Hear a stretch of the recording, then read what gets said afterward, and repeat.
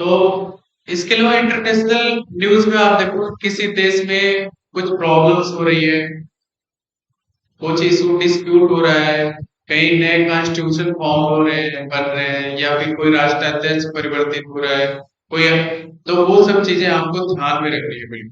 ठीक है।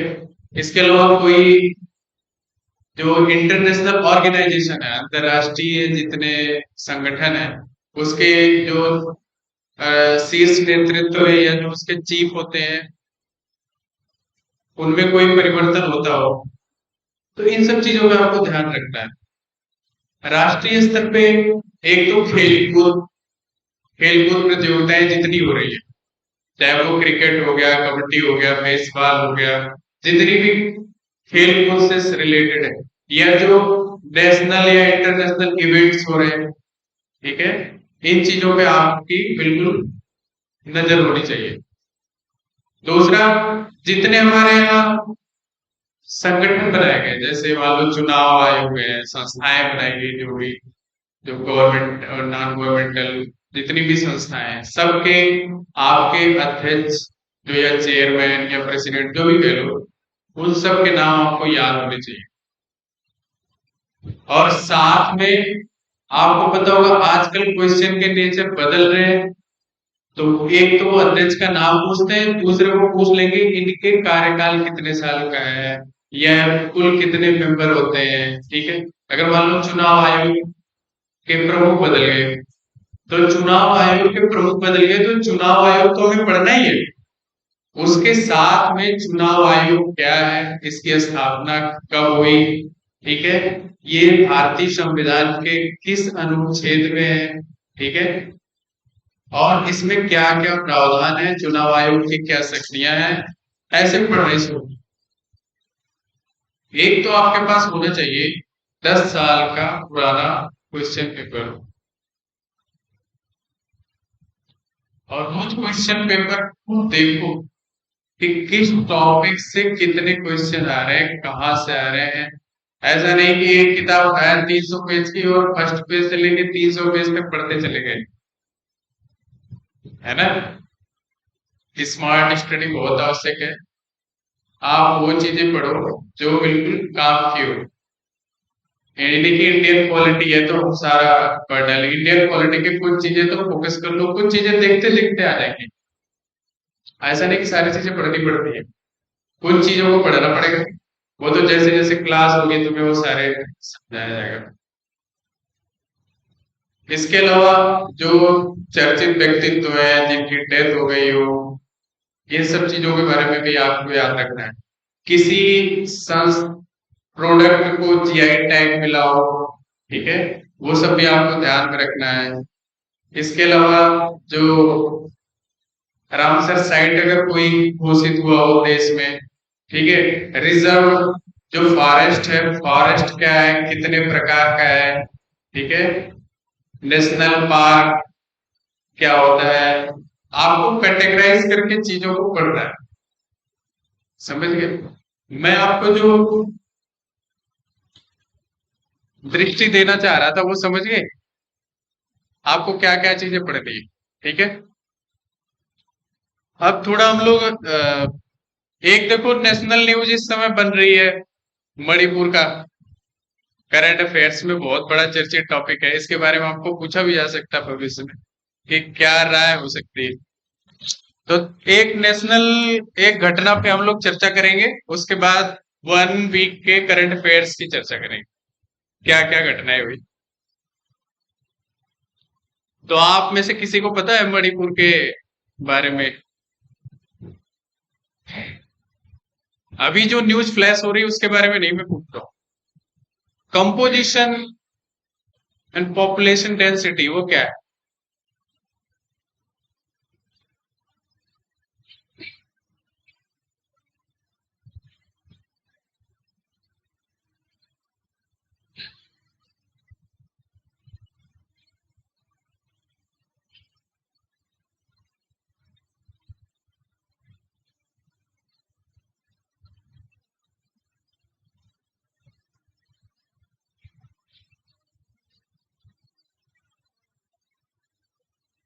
ठीक है। अब मैं थोड़ा और क्लियर करता हूँ मामले में, ठीक है। मणिपुर एक ऐसा राज्य है, आपको पता होगा, वहां राजाओं का एक लंबा सिलसिला रहा प्राचीन काल से ही। एक लंबी विरासत रही राजशाही की। और 1947 के आजाद होने के बाद भारत में जब रियासतों का विलय शुरू हुआ तो हमने मणिपुर राजा से ही भी इस संबंध में बात की। और वो बात लगभग 2 सालों तक चली और 1949 में मणिपुर का विलय हुआ। पहले मणिपुर एक यूनियन टेरिटरी हुआ करता था। यूनियन टेरिटरी समझ रहे हो आप? हाँ, ठीक है। बाद में 1973 में उसको पूर्ण राज्य का दर्जा मिल गया। अब देखोगे आप तो मणिपुर में लगभग 35 से 40 लाख की पॉपुलेशन है इस समय। और उसका जो ज्योग्राफिकल एरिया है वो ऐसा जैसे फुटबॉल का मैदान देखा है, किनारे किनारे पहाड़ियां और बीच में वैली, ठीक है। तो जो घाटी की जमीनें है वो समतल है और बल्कि पहाड़ों पे अलग तरीके के लोग रहते हैं। अब उसमें ये है कि जो पहाड़ों पे रहते हैं उनकी आबादी सिर्फ 43% है और जो प्लेन एरिया में रहते हैं उनकी आबादी है 53%। और भूमि उन्हें कितनी प्राप्त है? 10%। पूरे राज्य की 10% भूमि पर 53% लोग रहते हैं। 53% लोग रहते हैं कहाँ? सिर्फ 10% भूभाग में। और जो 90% लैंड है, 90% ज्यादातर हिल एरिया है, माउंटेन है, उनपे सिर्फ 43% लोग रहते हैं। अब जो पहाड़ी क्षेत्र हैं उनपे 33 प्रकार के आदिवासियों को संरक्षित करते हुए एसटी का स्टेटस दिया गया। आपको पता होगा ज्यादातर नॉर्थ ईस्ट में एसटी कम्युनिटी है, इस स्टेटस मिला है अभी। लेकिन जो मैती समुदाय है वो हिल वैली एरिया में रहता है, जमीन पे रहता है। और वो पूरे जितनी भी जमीनें हैं उसका सिर्फ 10% हिस्से पे रहता है और इनकी आबादी 53% से ज्यादा है। अब एक तरीके से आप सोचोगे कि नाइंसाफी ही है ना, कि 53% लोग केवल 10% भूमि पे रहते हैं और उन्हें ओबीसी स्टेटस मिला है, एससी स्टेटस मिला है, लेकिन एसटी स्टेटस नहीं मिला है। अब जैसे एसटी स्टेटस मिलता है तो आपकी वो एरिया को संरक्षित करने के लिए कुछ प्रावधान है। 371C में कुछ सेंट्रल गवर्नमेंट के द्वारा या भारतीय संविधान के द्वारा यह प्रावधान किया गया है कि एसटी इलाके में आप जमीन नहीं खरीद सकते। तो जो वैली एरिया में रहते हैं मैती समुदाय के लोग वो कभी भी पहाड़ी क्षेत्रों में जमीन नहीं खरीद सकते। लेकिन जो एसटी लोग हैं जो वहां पहाड़ी क्षेत्रों में रहते हैं, जिसमें कुकी और नागा दो प्रमुख जनजातियां हैं, उन्हें ये अधिकार है कि वो वैली एरिया में भी जाके जमीनें खरीद सकते। बात को समझ रहे हो? अब जो पॉलिटिकल कंपोजिशन है वो अलग तरीके का है। जो चुनाव होता है उसमें 60 सीटें हैं मणिपुर में विधानसभा, जिसमें 40 सीटें मैती समुदाय से आती हैं और 20 सीटें कहां से आती हैं? जो हिल एरियाज है, जो आदिवासी क्षेत्र है वहां से। और अब तक जितने भी मुख्यमंत्री बने हैं उसमें से सिर्फ 2 ही मुख्यमंत्री ऐसे हैं जो आदिवासी क्षेत्रों से आते हैं, नहीं तो ज्यादातर मुख्यमंत्री किन क्षेत्रों से आते हैं? मैती क्षेत्र। अब कुछ दिन पहले ये हुआ कि मैती समुदाय के लोगों ने ये बहुत 1949 से ही ये मांग उठाना शुरू कर दिया था कि हमें भी एसटी स्टेटस का दर्जा दिया जाए। क्योंकि आपको पता होगा ब्रिटिश गवर्नमेंट के टाइम में जितने भी नॉर्थ ईस्ट का क्षेत्र था सबको एसटी स्टेटस का दर्जा मिला हुआ। इस बात को लेके उन्होंने मणिपुर हाई कोर्ट में एक अपील दायर की थी और वो 10 सालों तक वो मामला लंबित रहा। अब उसमें समस्या ये थी कि वो चाहते थे कि वो जमीन का जो बंटवारा है वो ठीक ढंग से हो, हमें भी पहाड़ी क्षेत्रों में जमीन खरीदने का मौका मिले और हमें भी एसटी स्टेटस मिल जाए। लेकिन जो हिल एरिया के लोग थे, उन्होंने कहा अगर ये इन्हें एसटी स्टेटस मिलता है तो ये हमारी नौकरियों में या कॉलेज एडमिशन में सीटों का बंटवारा हो जाएगा, सबको इक्वल अपॉर्चुनिटी मिल जाएगी। सारे एसटी हो गए तो सबको एक जैसा ही होगा। तो जो नागा और कुकी के नेतृत्व में जितने भी आदिवासी बहुल क्षेत्र के लोग थे, जो ज्यादातर यूथ थे, उन्होंने एक आंदोलन चलाया। करीब 3 मई के आसपास उन्होंने एक आंदोलन किया कि इन्हें एसटी स्टेटस नहीं दिया जाए। और जैसे इस बच्चे ने कहा कि वहां के हाई कोर्ट ने एसटी में डाल दिया था, मैती समुदाय के एसटी में डाला नहीं था, ऑब्जर्वेशन के लिए रखा गया था। और उसने 4 हफ्ते के लिए राज्य सरकार से मांगा गया था कि क्यों नहीं इनको एसटी स्टेटस में शामिल करना चाहिए। ठीक है। और राज्य सरकार ने उसको केंद्र सरकार के ऊपर डाल दिया था कि केंद्र सरकार जो रिकमेंडेशन देगी। हालांकि उस फैसले को, जो मणिपुर हाईकोर्ट का फैसला था, उसको गलत तरीके से इंटरप्रेट किया गया सोसाइटी में, सोशल नेटवर्किंग साइट में। आपको पता होगा आजकल सोशल मीडिया में उल जलूल कुछ भी चल जाता है। और उसके आधार पे जितने भी हिल एरिया के लड़के थे, जो यूथ थे वहां, वो ऑर्गेनाइज हुए और उन्होंने जो है मैती समुदाय के खिलाफ प्रोटेस्ट करना शुरू कर दिया और उससे संघर्ष शुरू हो गए।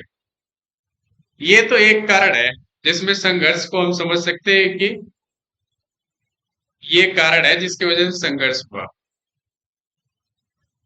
दूसरा कारण उसमें ये है कि जितने भी फॉरेस्ट एरिया है, हिल एरिया में जो रिजर्व फॉरेस्ट है, उसमें ज्यादातर म्यांमार के क्षेत्रों के लोग आते हैं, मीजो जनजाति के लोग आते हैं।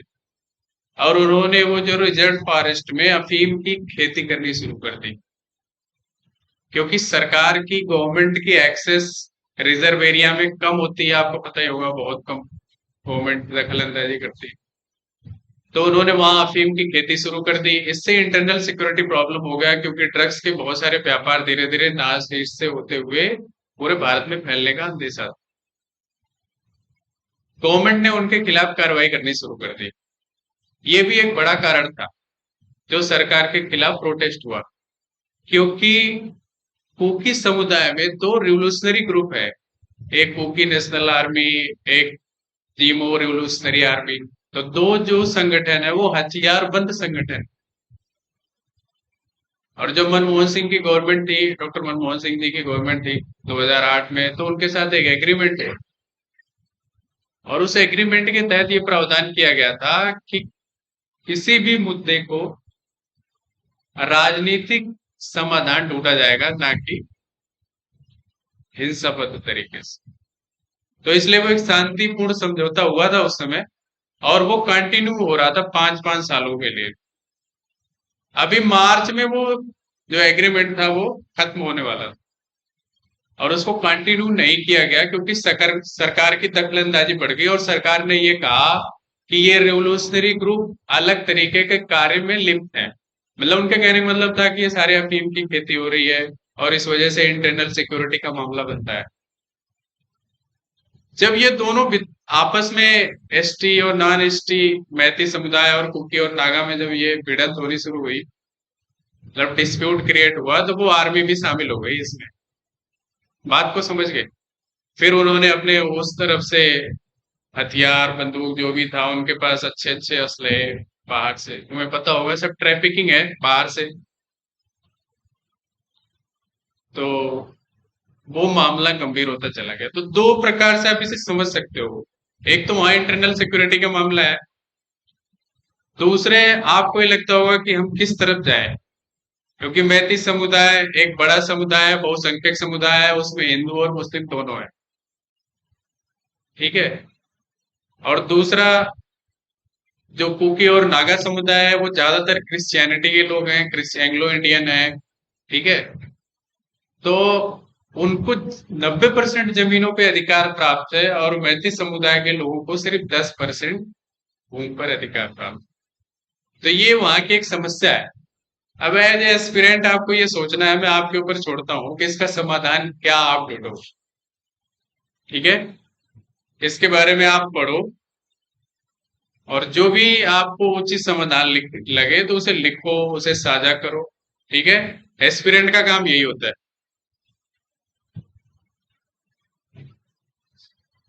एक तो एक नेशनल इश्यूज पे हमने डिस्कस किया,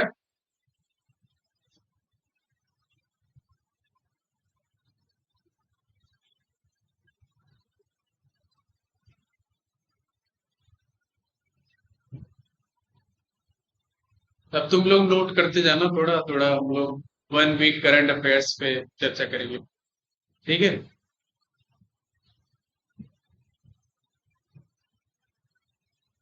अभी हम लोग एक हफ्ते का लेंगे, 10 जुलाई से लेकर 16 जुलाई के बीच में जो राष्ट्रीय अंतर्राष्ट्रीय घटनाएं घटी उसके बारे में चर्चा करेंगे, ठीक है।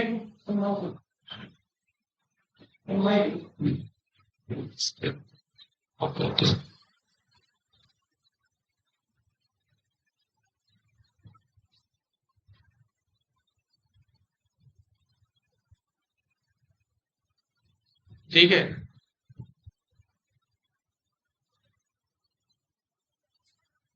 तो जो मणिपुर के बारे में मैंने चर्चा की वो आपको समझ में आया? उसको और अच्छे से समझने के लिए आप उसे पढ़ना, ठीक है। और उसके बाद सोचना कि आपको क्या लगता है कि कौन सा कुछ सही है, कौन गलत है। हालांकि जो वहां की अब आज न्यूज जो 4 मई की फ्लैश हुई, जिसमें जो आपने वीडियो वगैरह देखी होगी, वो एक अलग इसको है। वो किसी भी समुदाय की महिला हो, कोई भी हो, तो मानवीय दृष्टिकोण से वो गलत है और उसकी भर्त्सना होनी चाहिए और उसकी कड़ी निंदा होनी चाहिए और उसके खिलाफ सरकार को कड़े से कड़े एक्शन लेना चाहिए। अब एज ए स्पिरिट भी आप इसे यही सोचो, क्योंकि अगर आप कभी भी अधिकारी बने, जब आप अधिकारी बनोगे तो आपका काम यही है, तो है लॉ एंड ऑर्डर मेंटेन करना। अगर वही मेंटेन नहीं हो रहा है तो फिर तो ये गलत है। जो राजनीतिक समस्याएं हैं या सामाजिक समस्याएं हैं, उनका समाधान इस तरीके से नहीं ढूंढा जा सकता कि कानून व्यवस्था को आप अपने हाथ में ले लो और हिंसा के द्वारा अपना समाधान निकालो, ठीक है। ये एक सभ्य समाज है, हम 21 सेंचुरी में एक इंडस्ट्रियल सोसाइटी में जी रहे हैं, तो आपको समस्याओं का समाधान अलग तरीके से ढूंढना पड़ेगा, नए दृष्टिकोण से, नई विचारधारा के साथ। अब करंट अफेयर्स के बारे में चर्चा करेंगे।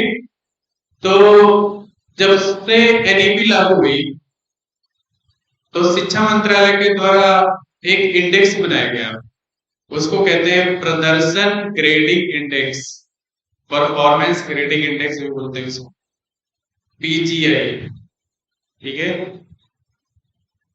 हालांकि ऐसा नहीं है कि ये इंडेक्स जो है पहली बार 2017-18 में आया था।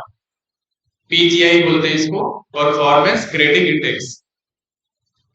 इसे पहली बार वर्ष 2017-18 में लागू किया गया था। और जब पूरे भारत में न्यू एजुकेशन पॉलिसी लाई गई तो शिक्षा मंत्रालय ने सोचा कि इसके इंडेक्स में भी कुछ सुधार करने की आवश्यकता होगी, इसके इंडिकेटर्स को बदलने की जरूरत है। तो इस समय भारतीय जो शिक्षा व्यवस्था है उसमें आप देखोगे तो भारत में लगभग, पूरे भारत में लगभग 14.9 लाख विद्यालय हैं। कितने? 14.9 लाख विद्यालय हैं, 95 लाख टीचर्स हैं और लगभग 26.5 करोड़ स्टूडेंट्स। क्योंकि हमारी तो पूरी जनरेशन एक यूथ जनरेशन है, ज्यादातर युवा लोग, समझ गए बात? इसलिए नए इंडेक्स में 71 इंडेक्स शामिल किए गए और मैं आपको बताता हूं कि 73 इंडिकेटर्स हैं नए में, जो एनईपी के बाद लागू किया गया नया इंडेक्स। इसमें 73 इंडेक्स है और विशेष रूप से आप नोट कर लो कि किन इंडेक्स को ज्यादा ध्यान में रखा गया है। तो उसमें एक है लर्निंग आउटकम, मतलब अगर हम एजुकेशन ले रहे हैं तो हमें आउटकम क्या मिल रहा है।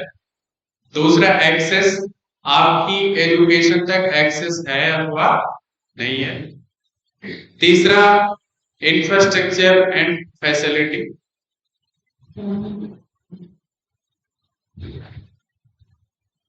आधारभूत सुविधा, संरचना और सुविधा। ठीक है। इसके अलावा टीचर्स एजुकेशन एंड ट्रेनिंग, जो टीटी बोलते हैं उसको। जैसे नई एजुकेशन पॉलिसी में आपको पता होगा कि हर टीचर्स को ट्रेनिंग लेना है, वो ट्रेन है कि नहीं है। जैसे शिक्षा मित्रों की समस्या उत्तर प्रदेश में हो गई थी, है ना, कि वो ट्रेन टीचर नहीं है, इसलिए उन्हें बाहर किया गया। और बाद में सुप्रीम कोर्ट ने भी उसको इसी आधार पर राहत दी कि जो भी लोग इनमें ट्रेन टीचर का एग्जाम पास कर लेंगे उन्हें फिर से रख दिया जाएगा, और जो नहीं कर पाएंगे वो पहले की तरह सेवा देंगे। ठीक है। तो ये जो नए इंडिकेटर्स है इसमें ये जरूर आवश्यक रूप से शामिल कर लिया गया है कि जो टीचर्स हो उन्हें एजुकेशन ट्रेनिंग मिली हो और उन्हें वो पास होने चाहिए। ठीक है।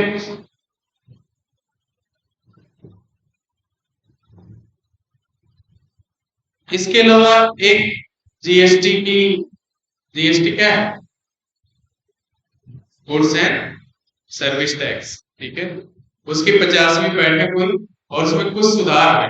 तो दो सुधार मुख्य रूप से आपको याद रखने हैं। वो ये है कि जो ऑनलाइन गेमिंग हो रही है, ऑनलाइन गेम आजकल बहुत तेजी से बढ़ रहा है,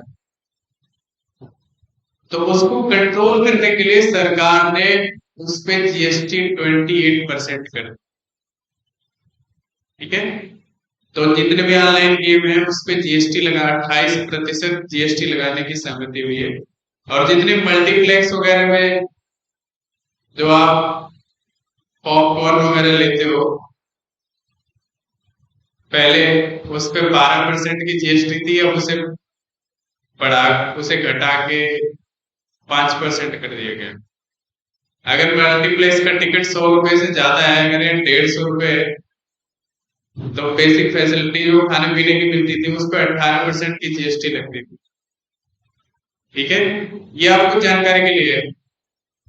अब वो कितने परसेंट रिड्यूस की गई है, 5% कर दी। इसके अलावा जो हमारे फाइनेंस मिनिस्टर है उन्होंने एक बड़ा ही स्वागत योग्य कदम उठाया कि जो हमारी जो कैंसर की दवाएं जो इम्पोर्ट होती है, जो आयातित की जाती है, उस पे जीएसटी बिल्कुल भी नहीं लगेगी, वो जीरो। ठीक है। इसके अलावा एक इंडेक्स की और बात करेंगे हम लोग, एक global fire power, global fire power index है वो इंडेक्स जारी करता है। ये विशेष रूप से वो दुनिया की सबसे शक्तिशाली सेनाओं की एक लिस्ट जारी की जाती है। ठीक है। तो इंडेक्स जब आपसे पूछा जाता है क्वेश्चन, अगर पुराने क्वेश्चन पेपर में आप देखोगे तो इंडेक्स में कुछ चीजें आपको याद रखनी। एक तो कौन सी संस्था जारी कर रही है, ठीक है। दूसरे कि उसमें भारत का स्थान कितना है। मान लो हैप्पीनेस इंडेक्स हुआ, वो प्रेस स्वतंत्रता वाला है उसमें हो गया। मतलब जो भी इंडेक्स जारी किए जाते हैं दुनिया, इंटरनेशनल इंडेक्स जो भी जारी होते हैं, आपको ये दो तीन चीजें याद रखनी है। उसमें जब भी पढ़ो उसे नोट कर लो। पहली चीज कि वो इंडेक्स कौन जारी कर रहा है।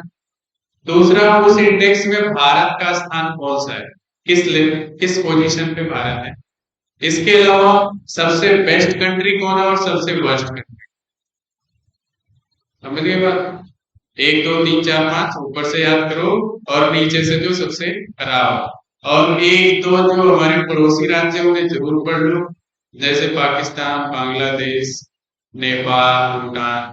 ये सब जानकारी के लिए तुम्हारे दिमाग में होना चाहिए कि इनकी क्या पोजीशन है। कई बार वो मिलाने के लिए आ जाता है, चार पांच कॉलम दे दिया और उससे बोला कि किसी एक को बताओ, है ना। तो इंडेक्स जब भी पढ़वाओ तो ये तीन चार चीजें ही पढ़ना, बाकी रिपोर्ट तो 100 डेढ़ 150 पेज की होती है, इतना थोड़ी पढ़ पाओगे। बात को समझ गए। तो इसमें दुनिया की शक्तिशाली सेनाओं की एक लिस्ट जारी की गई और जारी करने वाला कौन है, ग्लोबल फायर पावर। अब इसमें दुनिया के 145 देश शामिल किए गए हैं। तो इसमें पहला स्थान जो शक्तिशाली सेना को मिला है वो है अमेरिका। दूसरे नंबर की सेना रूस। तीसरा चीन। अब सबसे इंपॉर्टेंट, भारत की सेना दुनिया में चौथे नंबर पे। ठीक है। पाकिस्तान की साथ में। कुछ चीजें अपने पड़ोसी के बारे में याद रखना चाहिए। ठीक है, सातवें नंबर पे।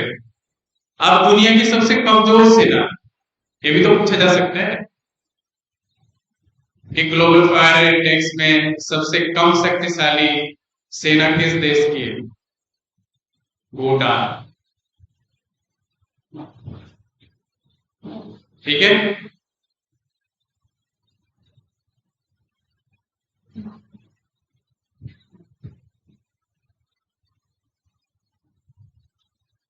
अब एक हम लोग इंडेक्स पढ़ेंगे, बहुआयामी गरीबी सूचकांक, जिसका अभी अखबार में बहुत चर्चा थी, इसलिए मैंने इसको नोट किया। बहुआयामी गरीबी सूचकांक 2023। बहुआयामी, multi dimensional poverty index.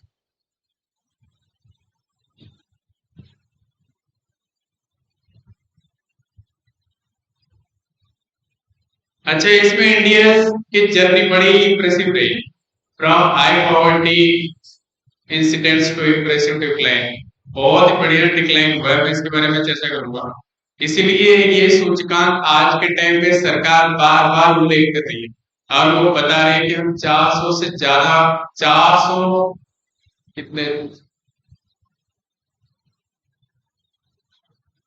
41.5, 400 million हो गया, तो 41.5 करोड़ लोगों को बिलो पॉवर्टी लाइन से ऊपर लाया गया।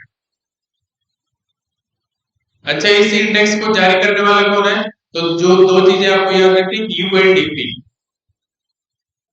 यूनाइटेड नेशंस डेवलपमेंट प्रोग्राम, संयुक्त राष्ट्र विकास कार्यक्रम, यूएनडीपी, और Oxford Poverty and Human Development Initiative, OPHI, Oxford Poverty human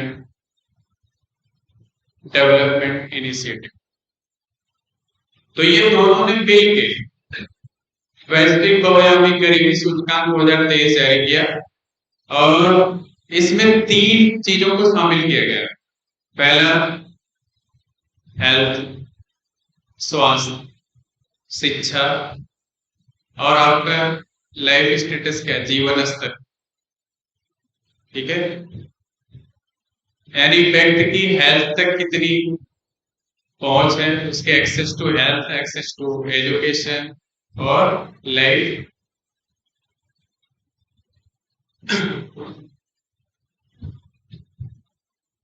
तो ये तीनों के आधार पे पूरी दुनिया में गरीबी को मापा गया और जिसमें भारत ने एक इम्प्रेसिव जर्नी क्रिएट की। और 15 सालों के भीतर, हाँ ये डाटा याद कर लेना, 15 सालों के भीतर, और कब से लेके कब तक? 2005 से 2005 है एक फाइनेंशियल ईयर, तो 2005 6 टू 2019 20।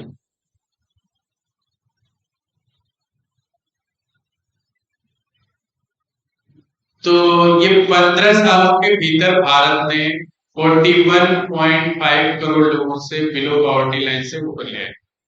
ठीक है, ये इंडेक्स कह रहा है।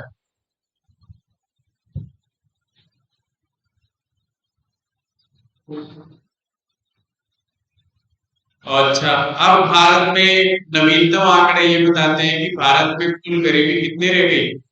16.4% हो गई। भारत में कितने परसेंट गरीबी भी रह गई? 16.4%। ये 16.4% ऐसे लोग होंगे जिनकी एजुकेशन, हेल्थ और उनका कोई लाइफ स्टेटस नहीं होगा, मतलब वो उससे मरूंगे, उससे वहां तक उनकी एक्सेस नहीं हो पाए।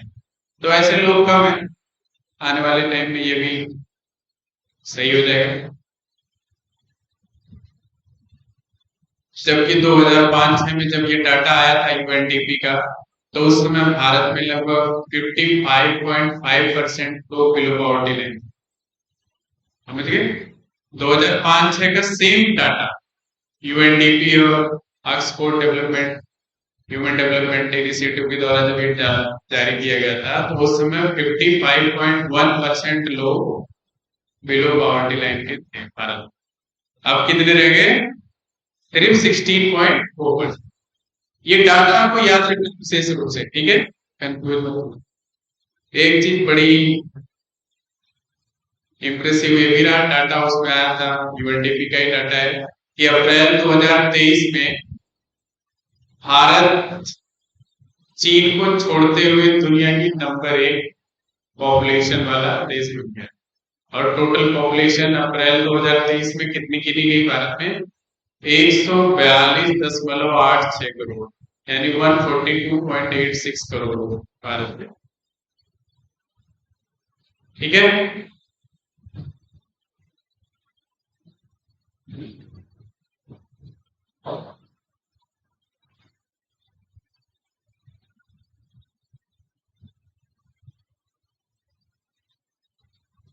अच्छा, आपको पता होगा कि जो सी में नेविगेशन सिस्टम अलग तरीके से काम करता है। सी एरिया होती है, ओशन, ओशन में नेविगेशन सिस्टम अलग होता है। जैसे आप जीपीएस का इस्तेमाल करते हो लैंड एरिया के लिए, तो भारत ने एक नया उपकरण लॉन्च किया है जो जिसको नाम दिया गया सागर संपर्क, ठीक है?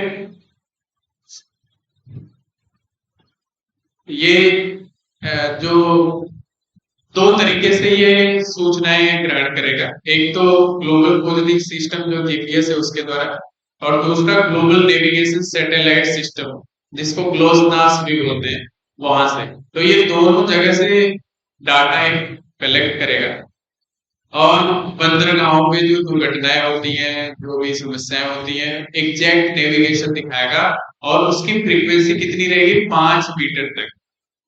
मतलब बहुत क्लियर तरीके से इस उपकरण के द्वारा जो ये लॉन्च किया गया है सागर संपर्क, इसके द्वारा हम अच्छे से नेविगेट कर सकते हैं अपने बंदरगाह, समझ गए? अब इसका एक नाम भी है, इसको ये भारत में बना हुआ है, इसको स्वदेशी भी कहते हैं। कई बार इसे DGNS, DGNSS। अब इसको पूरा नाम सुनो, कई बार फुल फॉर्म भी बोल लेता है। Differential differential global navigation, differential global navigation satellite system, ठीक है?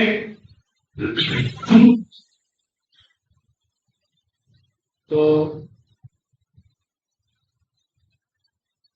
ये जितनी भी अब तक त्रुटियां होती पहले, जो भी त्रुटियां नेविगेशन में होती थी, उन सबको दूर करने के लिए इसकी फ्रीक्वेंसी को बढ़ाएंगे और इसमें जीपीएस और ग्लास पोस्ट दोनों से सहायता ली जाएगी और एग्जैक्ट नेविगेशन करने में हेल्प मिलेगी।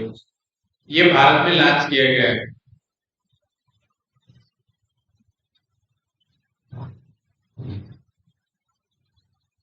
इसके अलावा हम बात करते हैं चंद्रयान की।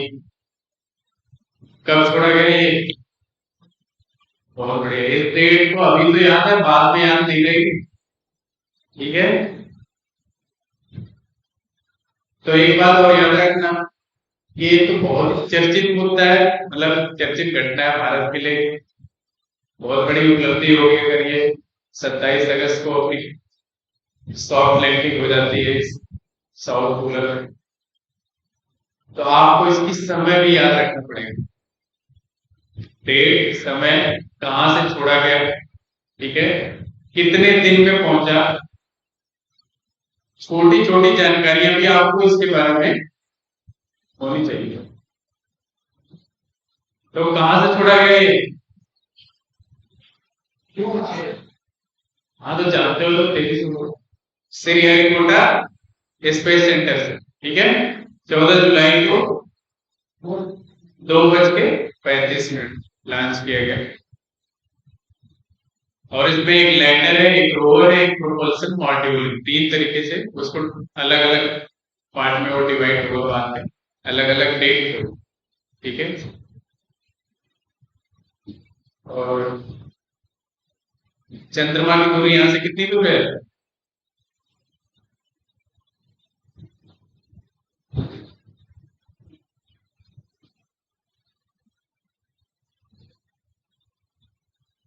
है 3,84,000 किलोमीटर,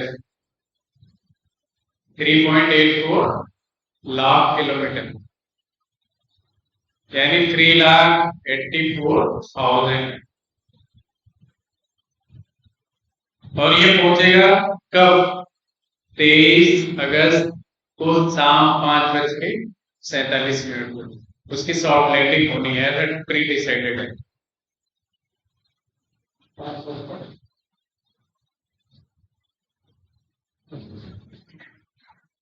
हम्म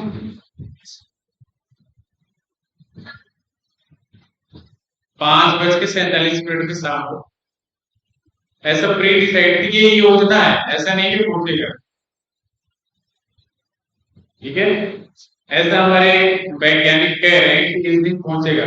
और ये तब उस समय जब तुम ये सब नोट कर लेना, जिस कॉपी पे नोट करते जाना, एक बढ़िया से कॉपी बनाओ, उसमें सारी चीजें नोट करो, और उसके दोनों तरफ स्पेस रखो।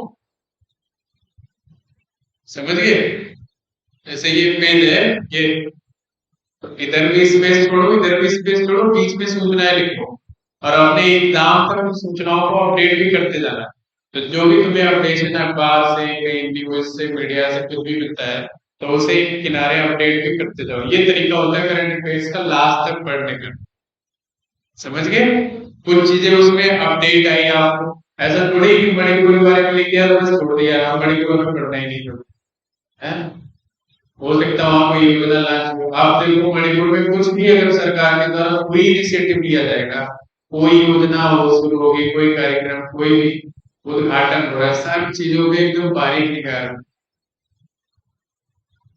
ठीक है, क्योंकि अगर आप पीसीएस छोड़ दो, अगर यूपीएससी के पेपर आप दो, तो यूपीएससी कभी भी बड़ी घटना नहीं पूछता, वो मणिपुर नहीं पूछेगा, लेकिन वो कुकी, नागा और मैती को लेकर सवाल पूछता है, उनके रिलीजन को लेकर सवाल पूछ सकता है, उनको कौन से धार्मिक अनुष्ठान वगैरह कोई पॉपुलर हो उनके यहाँ, कोई डांस पॉपुलर हो, कोई जो है त्योहार बहुत ज्यादा अच्छा से मनाया जाता हो, ठीक है, कोई पूजा पाठ, इस तरीके की जो भी उनके यहाँ विशेष रूप से चर्चित चीजें हैं, उन चीजों पे आपको ध्यान रखना।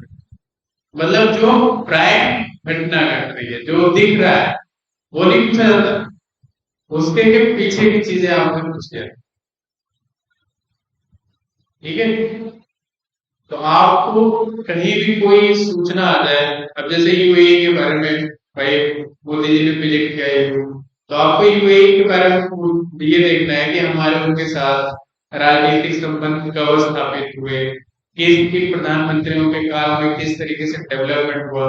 ठीक है, हमारे ट्रेंड कितने तक पहुंच गए, जैसे अभी टारगेट है कि $100 बिलियन तक हमसे बढ़े। ठीक है, हम क्या एक्सपोर्ट करते हैं, क्या इंपोर्ट करते हैं, हमारी जो ट्रेड पॉलिसी बनाई जाती है 5-5 सालों के लिए, व्यापार नीति बनाई जाती है, ठीक है, उसमें यूएई की हिस्सेदारी कितनी है, कितने परसेंट का योगदान करता है वो, कितना परसेंट हम एक्सपोर्ट करते हैं और कितना import। मतलब पढ़ना तो आपको बहुत है, पढ़ना सब आपको ही है, मैं बस बता रहा हूँ कि आपको क्या क्या पढ़ना। समझ गए बात? अब ये आपको नहीं पढ़ना है कि मोदी जी चल गए और हाथ मिलाया चलाया, उससे आपको कोई फायदा नहीं है, क्योंकि सवाल तो कुछ और ही है। ठीक है, किन किन चीजों को एक्सपोर्ट करते हैं, किन किन, अच्छा ट्रेड इम्बैलेंस है तो एक और सवाल बन गया, व्यापार असंतुलन बना हुआ है अगर किन देशों के साथ, तो उसमें तो आपको बारीक नजर रखनी है। कई बार आप मेंस लिखोगे तो उसके संबंध में सवाल आ जाएगा कि भारत और यूएई के बीच में जो व्यापार संतुलन बना हुआ है उसको हल करने के लिए आप अपना सुझाव रखें, क्या करोगे? ठीक है, तो पढ़ना है, पढ़ने के बाद सोचना भी है, समस्याओं का समाधान भी ढूंढना है। एक एस्पिरेंट के लिए हर समस्या का समाधान होना चाहिए। अगर दिमाग आपका इस लेवल पे है कि आप हर छोटी छोटी समस्या को कूल रह के समाधान ढूंढ लेते हो, फिर आप हो गए अधिकारी। ठीक है, किसी अधिकारी को देखा है कि पानी घर में आ गया, बाढ़ आ गई, वो गुस्से में बिल्कुल नदी को ही शुरू हो गया उल्टा उल्टा गया।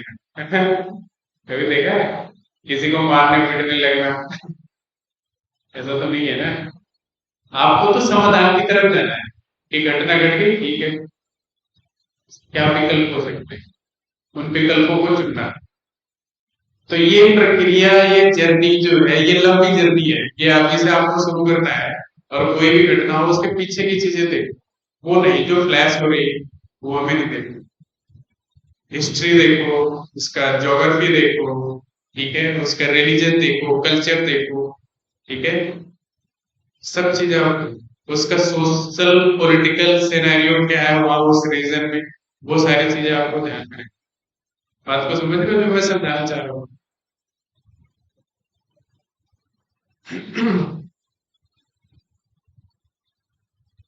इसके अलावा अ, कुछ चीजें हम थोड़ा थोड़ा चर्चा करेंगे। हाँ, कुछ योजनाएं किसी भी स्टेट में लागू की जाए वो आपको ध्यान में रखें। कहीं भी किसी भी राज्य के द्वारा कोई योजना लागू की जा रही है, आपको वो याद रखना है। ठीक है, वो योजना किसके लिए लागू की गई? अभी जैसे एक योजना लागू की गई है, अंत्योदय श्रमिक सुरक्षा दुर्घटना बीमा योजना, इसका नाम ही है। ठीक है, अंत्योदय श्रमिक सुरक्षा दुर्घटना बीमा योजना। एक किस सरकार ने लागू की? गुजरात सरकार। बीजेपी और कांग्रेस मत करना। देखो एक बहुत बड़ी त्रुटि है। अ,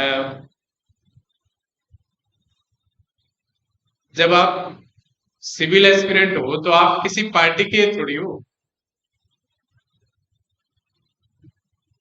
है ना?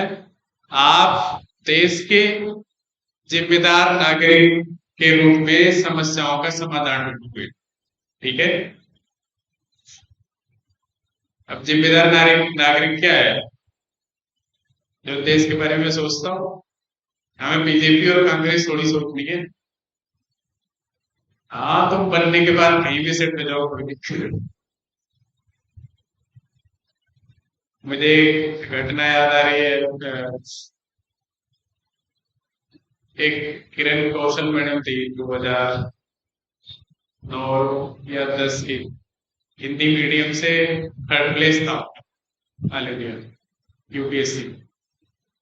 तो एक बार इलाहाबाद में मुलाकात हुई, तो वो अपना स्टेटमेंट दे रही थी, लोग पूछ रहे थे, कई लोग पूछ रहे थे मुझे कितने घंटे पढ़ने चाहिए, मैं कितना घंटा पढ़ूं। मतलब जिसके जहन में जो भी सवाल आ रहे थे वो पूछ रहे थे। मैडम की मुझे जो बात सबसे अच्छी लगी, वो एक ही लगी, वो मैं अपने बच्चों को भी बताता हूँ जो मैं क्लास लेता हूँ,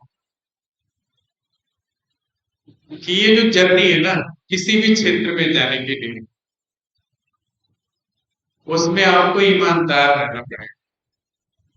जब तक आप ईमानदार नहीं होगे आप पहुंचने के बाद आप बेईमान हो जाओ वो अलग बात, लेकिन अगर आप शुरू से ही बेईमान हो तो आप नहीं पूछ सकते।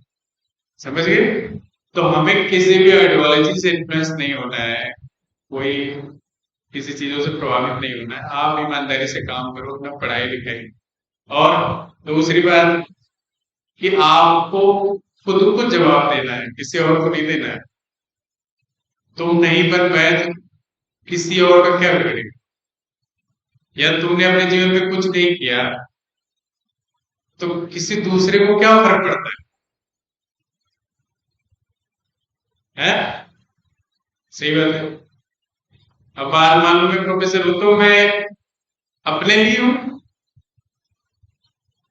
मेरे काम है समाज में थोड़ा बहुत कंट्रीब्यूशन देना, वो मैं दे रहा हूँ, अपना पढ़ा रहा हूँ, और जो भी कुछ मुझे आउटपुट मिल रहा है वो मैं अपने लिए यूज कर रहा हूँ। उस सोसाइटी के लिए जो जिम्मेदारी है वो कर रहा हूँ। कोई तीसरा व्यक्ति नहीं है, तुम हो समाज।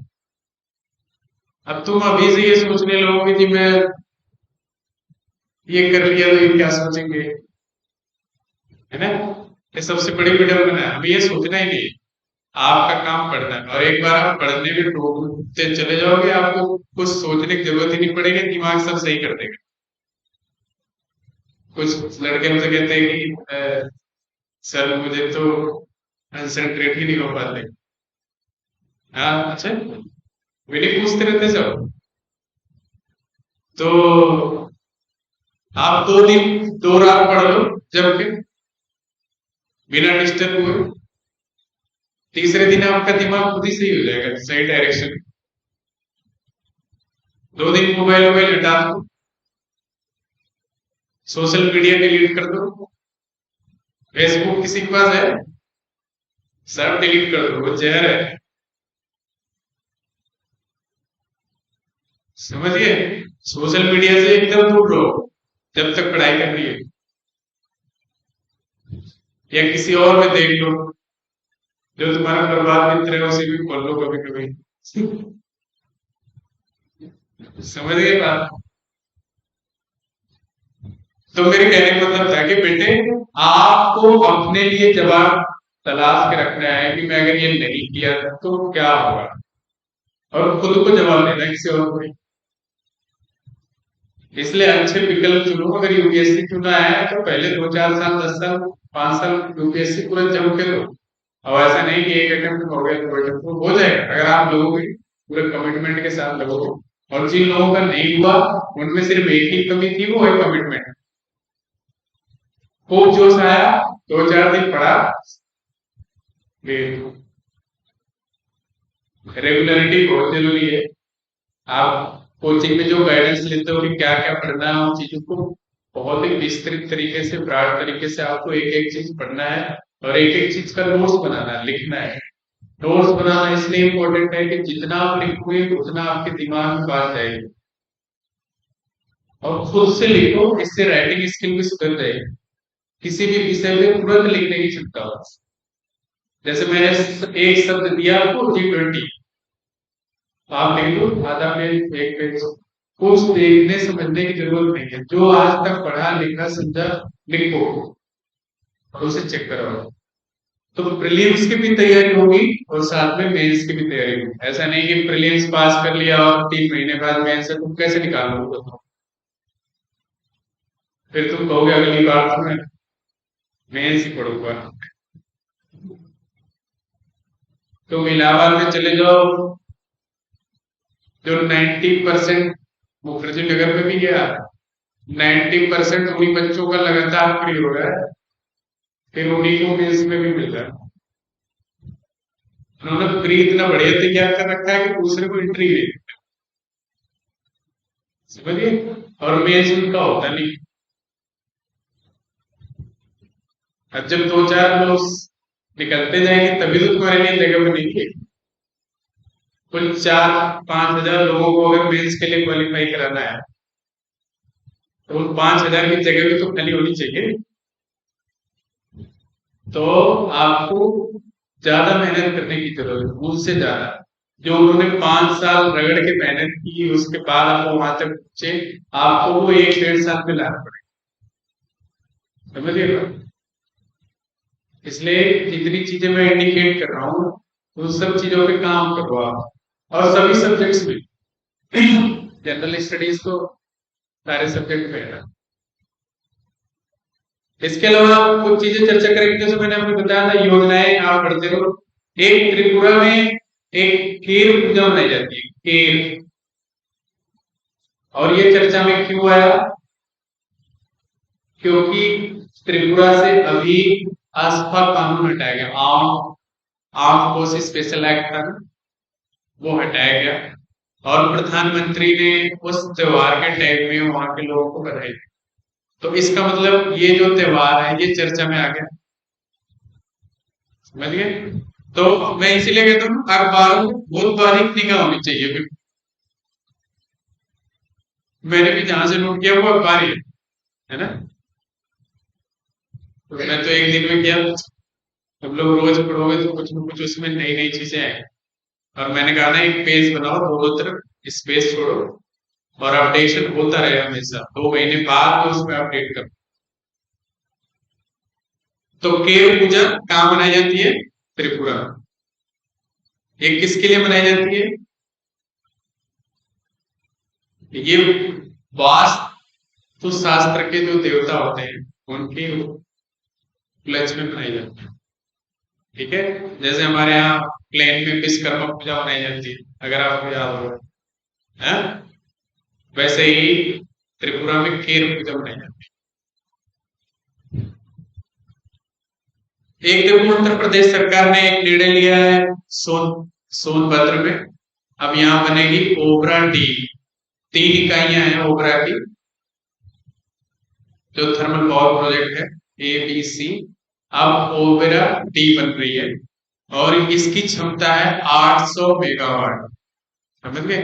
और इससे बनने का फायदा ये होगा कि भारत में जो अरे उत्तर प्रदेश में इलेक्ट्रिसिटी एक्सेस बढ़ जाएगी। ठीक है, सब लोगों को ज्यादा इलेक्ट्रिसिटी मिलेगी, लंबे समय तक मिलेगी, क्योंकि 800 मेगावाट बिजली का उत्पादन बहुत बड़ा है।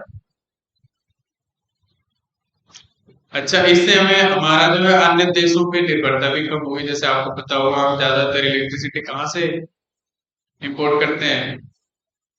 नेपाल और भूटान से। ठीक है। अच्छा, एक नई भाषा को 8वीं सूची में डालने की बात हो रही है। 8वीं सूची में कुल कितनी भाषाएं हैं? और वो भाषा है कोई। ठीक है, कोई, KUI, कोई। ठीक है, कोई भाषा।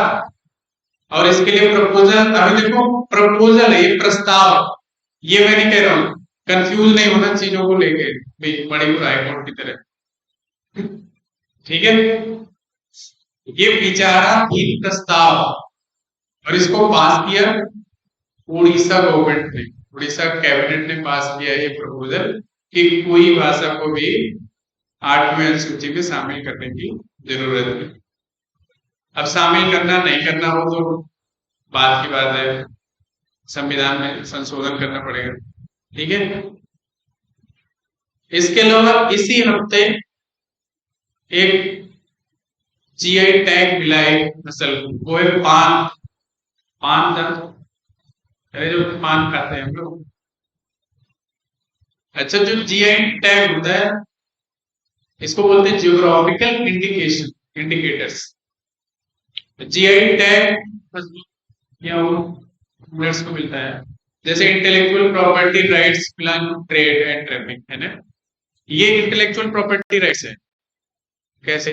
जैसे मान लो आपने कोई किताब लिखी, कोई आर्टिकल लिखा, ठीक है, आपने अपने विचार लिखे और उसे पब्लिश कराया, तो वो आपकी इंटेलेक्चुअल प्रॉपर्टी राइट हो गया। ये WTO में एक एग्रीमेंट है व्यापार से रिलेटेड, मैं वैसे ही बात कर रहा हूँ, वो हर जगह है इंटेलेक्चुअल प्रॉपर्टी राइट का मामला। और उसमें प्रावधान ये है कि अगर आपने कुछ भी लिखा अपना मौलिक, तो वो आपके नाम से पेटेंट हो जाएगा। समझ गए? कोई किताब आप लिख दो, कोई दूसरा छाप देगा, तो वो कॉपीराइट का वायलेशन होगा, उसे पकड़ा जाएगा, जुर्माना भी होगा, सजा भी हो सकती है। ठीक है, उसी तरीके से बहुत सारे जो हमारे देश में क्रॉप है, कुछ अलग प्रकार के फल हैं, पौधे हैं, ठीक है, उनको GI टैग दिया गया, एक तरीके से उनका पेटेंट कराया गया। ठीक है, जो सबसे पहला GI टैग मिला हिंदुस्तान में वो 2003-4 में दार्जिलिंग टी को मिला। जो दार्जिलिंग की चाय है ना, उससे सबसे पहले दिया गया। उसके बाद तमिलनाडु में आथुर पान के जो पत्ते होते हैं उन्हें GI टैग दिया गया अभी, तमिलनाडु में। तमिलनाडु में थूथुकुडी जिला, थूथुकुडी जिला में आथुर पान के पत्ते पाए जाते हैं। आथुर पान वो एक स्पेशल पत्ता है, ठीक है, इसलिए उसे GI टैग दिया गया।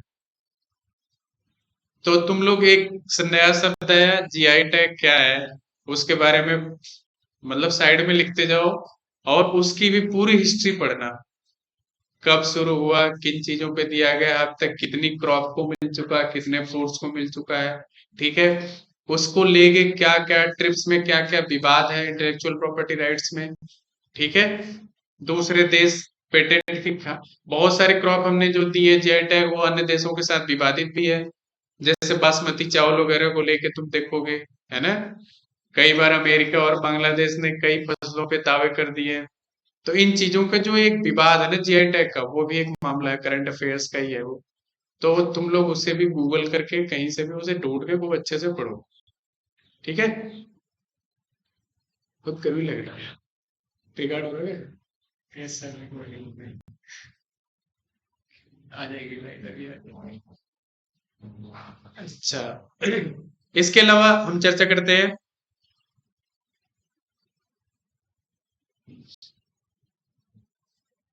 अच्छा, एक असम राज्य है, आपको पता होगा, काजीरंगा राष्ट्रीय उद्यान कहाँ पाया जाता है, किसके लिए ज्यादा पॉपुलर है वो? बहुत बड़े हाथियां भी पाई जाती है वहां पे, उसके लिए कौन सा अभयारण्य है? एलिफेंट है, असम में मैं पूछ रहा हूँ। ठीक है, तो असम में एक अभियान चालू किया गया है।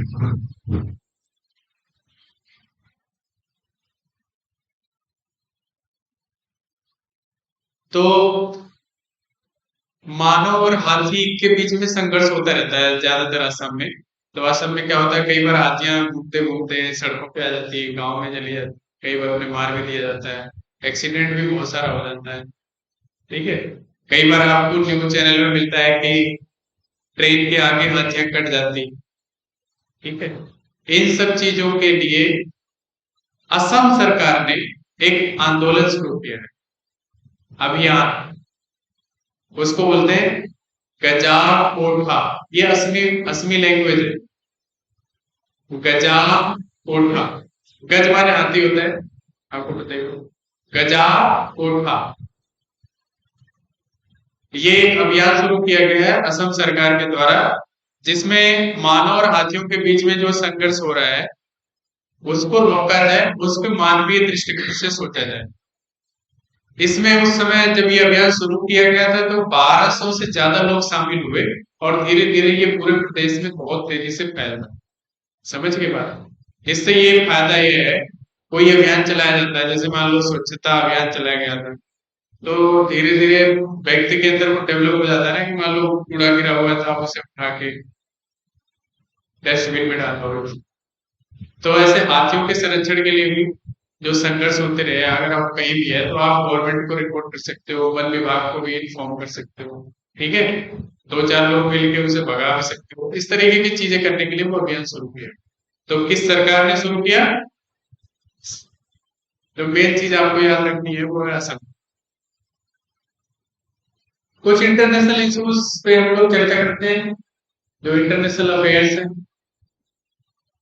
उनमें एक नया सिंड्रोम आया अभी, जिसको बोलते थे गुइनिया बेरे, गुइनिया बेरे सिंड्रोम।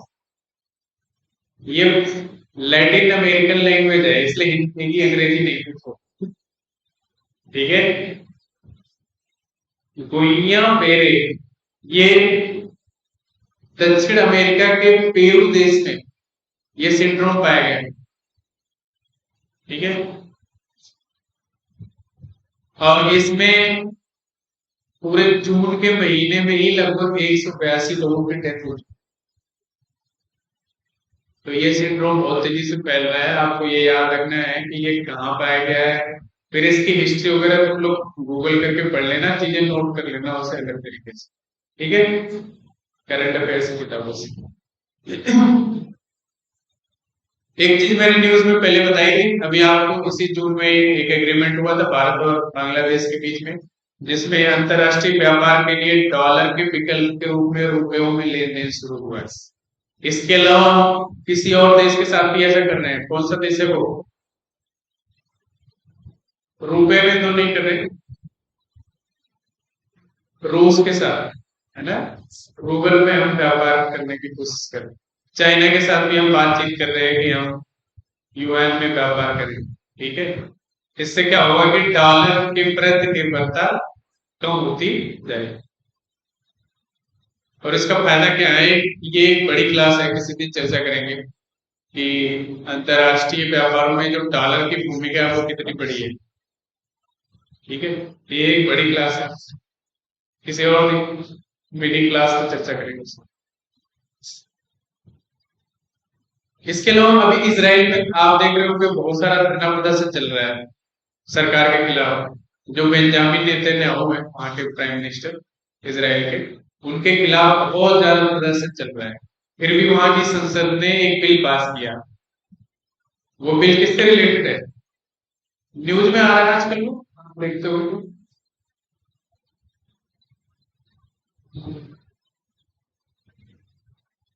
उसमें सुप्रीम कोर्ट की जो शक्तियां हैं उसे कम की जाएगी।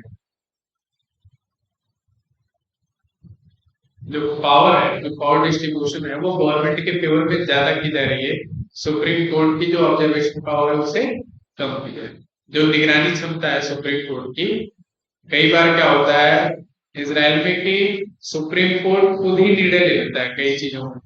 अगर उसे लगता है कि गवर्नमेंट सही तरीके से काम नहीं कर रही है नागरिकों के हितों के लिए, तो वो जो है सुप्रीम कोर्ट उसके अपना एक्शन ले सकता है, उसके खिलाफ कोई निर्णय ले सकता है। जैसे अभी आपने पढ़ा होगा मणिपुर केस में हमारे सीसीआई जो चंद्रचूड़ सिंह जी, उन्होंने कहा अगर सरकार इस पे एक्शन नहीं लेती है तो हम लेंगे, है ना। आपने पॉलिटी में पढ़ा होगा कि दो प्रकार के न्याय होते हैं, एक प्रोसीजर एस्टेब्लिश्ड बाय न्याय, एक होता है ड्यू प्रोसेस ऑफ लॉ। तो हमने जो अडॉप्ट किया वो ड्यू प्रोसेस ऑफ लॉ, क्योंकि वो जापानी संविधान से हमने अडॉप्ट किया। अब ड्यू प्रोसेस ऑफ लॉ आपको क्या शक्तियां देता है, क्योंकि हमारी जो तीनों पावर है एग्जीक्यूटिव, लेजिस्लेचर और जुडिशरी, वो गवर्न होती है बाय द कॉन्स्टिट्यूशन। अब कॉन्स्टिट्यूशन में जो पावर है वो ड्यू प्रोसेस ऑफ लॉ है, उसमें की नहीं प्रोसीजर एस्टैब्लिश्ड बाय लॉ, विधि द्वारा स्थापित प्रक्रिया, यही तो है हमारे भारत संविधान में, विधि द्वारा स्थापित प्रक्रिया, प्रोसीजर एस्टैब्लिश्ड बाय लॉ, यानी जो प्रोसीजर बना दिया गया है आपको उन्हीं के द्वारा शक्तियां प्राप्त करनी। बात को समझिए। अब संविधान में जो लिख दिया गया वही तो हम प्राप्त कर सकते हैं, लेकिन हमारी जुडिशरी अब संविधान के बियॉन्ड जा रही है। और ये शुरू हुआ 1980 के दशक से, जब से पीआईएल पढ़नी शुरू हो गई, जब से जनहित याचिकाएं पढ़नी शुरू हो गई, पब्लिक इंटरेस्ट लिटिगेशन है ना, जनहित याचिका जो सुप्रीम कोर्ट में डालनी शुरू हो गई। क्योंकि आपको पता होगा आर्टिकल 32 में ये प्रावधान है कि आपके फंडामेंटल राइट्स का वायलेशन होता है तो आप सीधे सुप्रीम कोर्ट में जा सकते, है ना। तो पीआईएल तो सीधे फंडामेंटल राइट्स का वायलेशन, तो वो सीधे सुप्रीम कोर्ट में जाता है। अब वो जनहित याचिकाओं के माध्यम से धीरे धीरे जो आर्टिकल 21 है राइट टू लाइफ, उसकी एक्सप्लेनेशन बढ़ने लगी। ठीक है, आर्टिकल 90 में जो स्वतंत्रता दी गई 91 स्वतंत्रता का अधिकार, उसका भी एक्सप्लेनेशन बढ़ने लगा। तो पूरी किताब पढ़ सकते हो मोटी से, जितनी आज तक प्रावधान हुआ जनहित याचिकाओं के माध्यम से राइट टू लाइफ। अब ये जो राइट टू लाइफ का मामला है ना, ये धीरे धीरे ड्यू प्रोसेस ऑफ लॉ की तरफ जा रहा है, यानी नेचुरल जस्टिस की तरफ हम लोग जा रहे हैं, नेचुरल राइट्स की तरफ जा रहे हैं। अब हम फंडामेंटल राइट्स में नहीं रहे, हम नेचुरल राइट्स की तरफ धीरे धीरे आगे बढ़ते जा रहे हैं। अब उसमें हमें लग रहा है कि तुम में से किसी को लग रहा है कि सहारनपुर में बहुत ज्यादा प्रदूषण है, तुम चले गए सुप्रीम कोर्ट। इससे तो जी हम स्वच्छ हवा, स्वच्छ वातावरण में रहने के हमारे अधिकार का उल्लंघन हो रहा है ना, तो हम सीधे सुप्रीम कोर्ट चले गए। यानी किसी भी मामले में आप जा सकते। अब धीरे धीरे जो वो न्याय दिलाने की प्रक्रिया थी, जिसका जो काम एग्जीक्यूटिव बॉडी का था, जो कार्यपालिका का था, विधायिका का था, वो काम धीरे धीरे न्यायपालिका करने लगी। इसीलिए कई बार संसद में इस बात को बहुत चर्चा होती है, और एक शब्द बड़ा चर्चा में आता है, जुडिशियल एक्टिविज्म, न्यायिक सक्रिय। क्या है न्यायिक सक्रिय? अरे मैं जो बोल रहा हूँ उसे नोट भी करते जाओ, ठीक है? ये जो कीवर्ड्स हैं, इसे पढ़ना, ये पढ़ने के लिए मैं बोलता हूँ, ऐसा थोड़ी ये पंडित जी कहानी सुना रहे हैं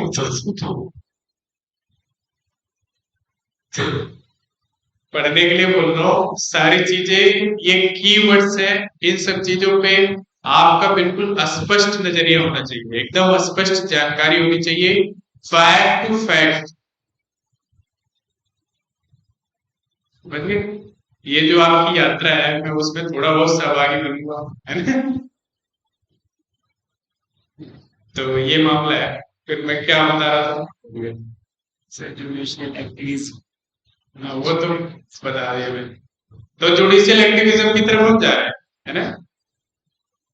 तो उसमें तुम देखोगे कि हमारी जो जीवन की स्वतंत्रता है उसकी भी व्याख्या होने लगी, और जो हमारी स्वतंत्रता है 19 में, आर्टिकल 19, उसकी भी अलग अलग तरीके से व्याख्या है। तो ये खींचतान चल रही है। तो इसराइल में भी ऐसे ही था कि वहां की सुप्रीम कोर्ट जब ऑब्जर्वेशन में, कई बार निगरानी में, कई बार फैसले ले लेती थी गवर्नमेंट के अगेंस्ट में। किसी भी गवर्नमेंट को अच्छा नहीं लगता कि मेरे कामों में दखलंदाजी करे, ठीक है? तो इसलिए उन्होंने उनकी पावर को रिड्यूस करना शुरू, और उसके खिलाफ वहां की जनता आंदोलन कर रही है, सड़कों पे है, आप न्यूज में देखो। मैं कोई ऐसे बातें नहीं बता रहा हूँ, ठीक है? तो वो जो हिस्ट्री है उसे हम पढ़ना। इसके अलावा देखो, इसी में प्रधानमंत्री मोदी जी 13 जुलाई से लेकर 15 जुलाई तक फ्रांस और यूएई की, संयुक्त अरब अमीरात, यूनाइटेड अरब अमीरात्स में की यात्रा पर रहे। हाँ, फ्रांस की ये छठी यात्रा है उनकी, और हमने फ्रांस के साथ अभी 25वीं व्यापारिक वर्षगांठ भी मनाई, ठीक है? कई चीजें वहां बड़ा इनिशिएटिव हुई। एक तो राफेल को लेके एग्रीमेंट हुआ, दूसरे जो जो यूपीआई सिस्टम है वो फ्रांस में अब काम करना शुरू करेगा, ठीक है?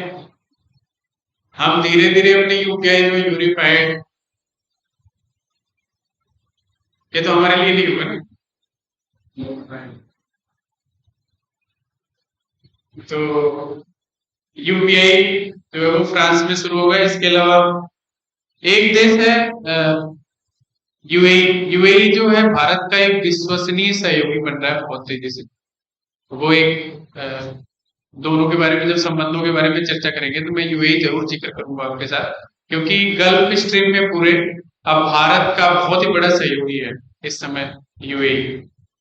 और यूएई एक ऐसा गल्फ रीजन का एक ऐसा देश है जो अपने यहाँ सारे प्रोग्रेसिव कानून लागू कर रहा है, और जितने भी इंटरनेशनल ऑर्गेनाइजेशन है, चाहे वो मनी लॉन्ड्रिंग को लेके हो, चाहे आतंकवाद को हो, चाहे वो ट्रेन ट्रैफिकिंग, ये ड्रग्स ट्रैफिकिंग को लेके है, सब में वो यूएई पार्टिसिपेट कर रहा है इंडिया के साथ।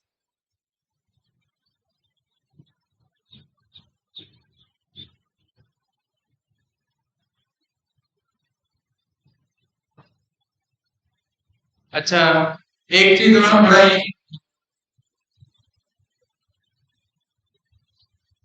आजकल आपको पता होगा क्लीन एनर्जी, ग्रीन एनर्जी का कॉन्सेप्ट चल रहा है भारत में, है ना? वो एक स्लोगन भी है, उसे भी देखना वो कब शुरू हुआ, किसने दिया, ठीक है? और ग्रीन एनर्जी के एडवांटेज क्या है हमारे देश के लिए, ठीक है? और उसके लिए हम क्या क्या कर रहे हैं। एक तो हमने इंटरनेशनल सोलर अलायंसेस बना रखे हैं, एक हाइड्रोजन के विकल्प ढूंढ रहे हैं हम बहुत तेजी से, उससे बहुत सारा काम हो रहा है। और जो साइंस के लोग होंगे उन्हें पता होगा कि कई बड़ी लेबोरेटरीज में इसके लिए काम चल रहा है ना?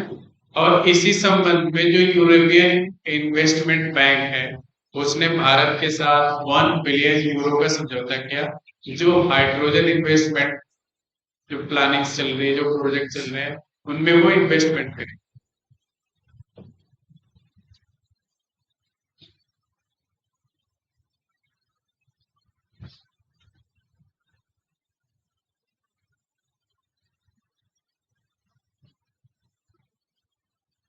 एक किताब इस हफ्ते आई। आप बुक्स भी याद रखने पड़ते हैं कि बुक्स भी पूछा जाता है।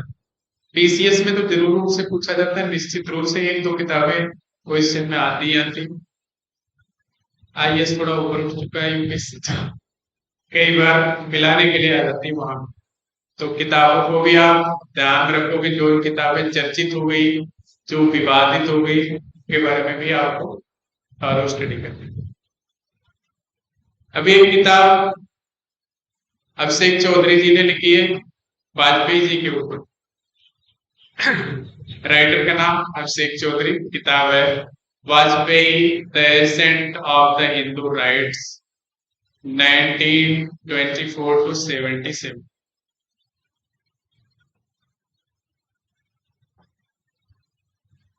Vajpayee semicolon the ascent of the Hindu right,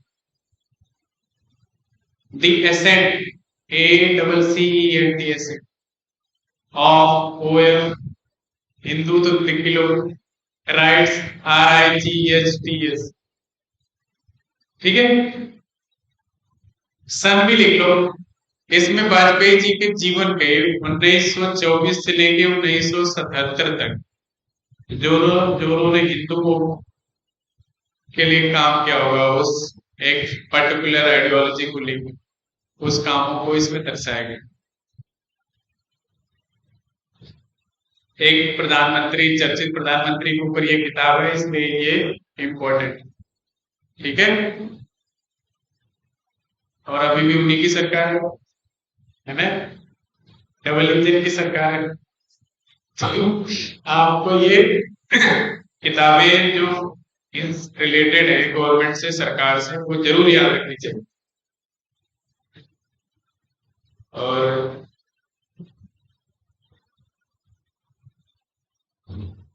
कुछ अपॉइंटमेंट्स भी लिख लो, अपॉइंटमेंट्स भी कुछ होते हैं, वो भी आपको याद रखने पड़ेंगे।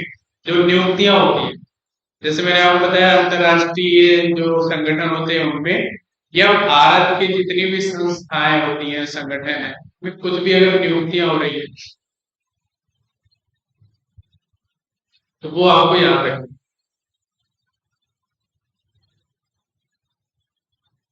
एक प्राधिकरण है अंतरराष्ट्रीय वित्तीय सेवा केंद्र प्राधिकरण, अंतरराष्ट्रीय वित्तीय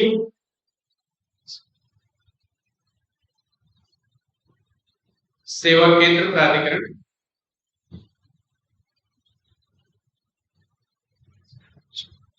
इसमें इसके जो चेयरमैन बनाए,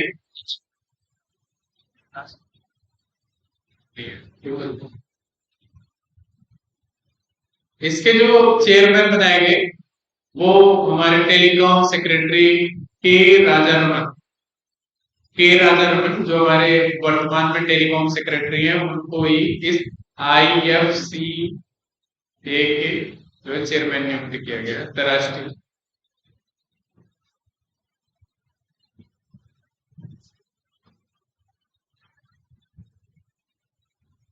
इसके अलावा एशियाई ओलंपिक परिषद, जो एशियाई ओलंपिक काउंसिल है, उसका अध्यक्ष बनाया गया है शेख तलाल फहद अल सवा। अरब कंट्री के हैं तो इनका नाम लंबा है। शेख, शेख तो अरब में ही होते हैं, हमारे देश में होते हैं, मुझे नहीं पता। शेख तलाल तलाल फहद अल सवा, एक का नाम है। ये एशियाई ओलंपिक काउंसिल के चेयरमैन है। अरे थोड़ा बहुत आगे पीछे याद रहेगा तो टिक कर ले जाओगे कोई।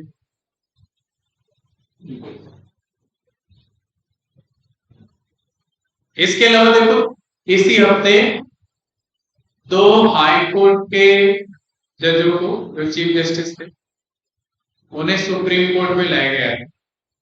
ठीक है। तो सुप्रीम कोर्ट में कुल जजों की संख्या कितनी है?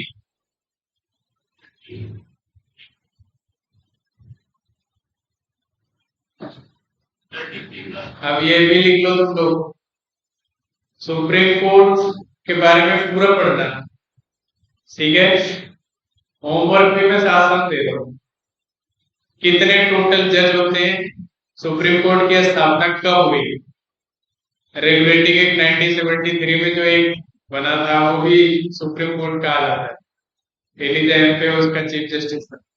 हालांकि उससे ये सुप्रीम कोर्ट बिल्कुल डिफरेंट है, लेकिन आपको पूरी हिस्ट्री पढ़नी। पहले कितने जज थे? किन किन संशोधनों के द्वारा जजों की संख्या कब कब बढ़ाई गई, ठीक है। ये आपको याद रखना है। पूरा हिस्टोरिकल बैकग्राउंड पढ़ो सुप्रीम कोर्ट का। यही तरीका होता है करंट अफेयर्स के साथ सब्जेक्ट को रिलेट करने का, ठीक है। शुरू में कितना, आजादी के बाद कितना हुआ, फिर बाद में अमेंडमेंट हुआ तो कितना हुआ, फिर अमेंडमेंट हुआ तो कितना हुआ, आज के टाइम में कितना?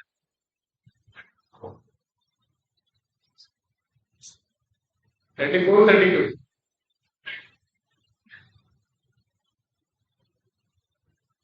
चलो देख लेना उसे, ठीक है।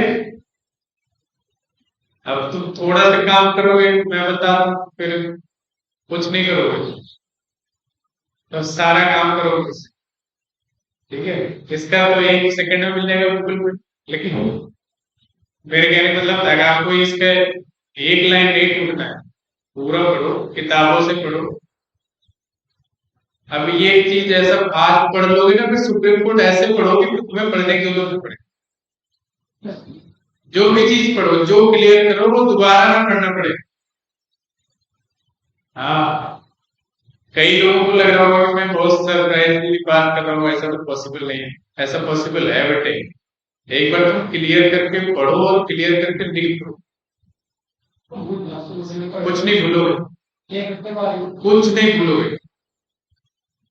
तुम एक महीने बाद में सरप्राइज आए, वो क्वेश्चन लिख दूंगा और 4 विकल्प दे दूंगा, तुम सही मान के जाओ अगर तुमने सही में मेहनत की है। कुछ भी नहीं भूलोगे। आईएएस का प्रीलिम्स पूरे 1 साल की सब पढ़ाई को क्लियर कराता है, 1 साल पढ़ते पढ़ते। और उसमें जो दे के आते हैं उनसे पूछो, अगर तुमने दिया होगा तो तुम्हें उसे किसी ने, उसको अनुभव ही होगा कि जो तुमने 6-7 महीने पहले कोई चीज पढ़ी थी वो आ गई। तो इस बात की संभावना बहुत कम है कि तुम्हें रिवीजन का टाइम मिलेगा, क्योंकि इतना ब्रॉड सिलेबस है। तुम रिवीजन कब करोगे? अभी से तुम जो पढ़ रहे हो इतना क्लियर पढ़ो, इतना स्पष्ट तरीके से पढ़ो और लिखो कि उसे दोबारा पढ़ने की जरूरत है। दोबारा क्या पढ़ोगे? वो जो तुमने नोट्स बनाया उसे एक बार पलट लो। और वो मैं कह रहा हूँ, वो जो तुम्हारा अपना नोट्स होगा ना, वो अगर 200 पेज का भी तुमने बना दिया तो तुम प्रीलिम्स देने के 1 घंटे पहले भी पलट लोगे सारा। वो 200 पेज पूरा पलट लो और तुम अनुभव करके देखना। जो आप उससे बनाते हो ना, उसे पढ़ने और समझने में समय नहीं लगता। लेकिन किसी ने किसी से ले लिया, रट लिया, वो आपको कभी समझ नहीं आया। रिसोर्सेज लेना गलत बात नहीं है, पर रिसोर्सेज का यूटिलाइजेशन अपने इंटरेस्ट के हिसाब से, अपनी भाषा में, अपने अप्रोच से, अपनी लैंग्वेज में करना एक कला, और ये सीखना आपको बहुत जरूरी है, ठीक है। तो 2 चीफ जस्टिस को, एक तेलंगाना के चीफ जस्टिस उज्जवल भुइयां, ये तेलंगाना में तेलंगाना हाई कोर्ट के चीफ जस्टिस थे उज्जवल भुइयां, और केरल के chief justice S Venkat Narayan भट्टी।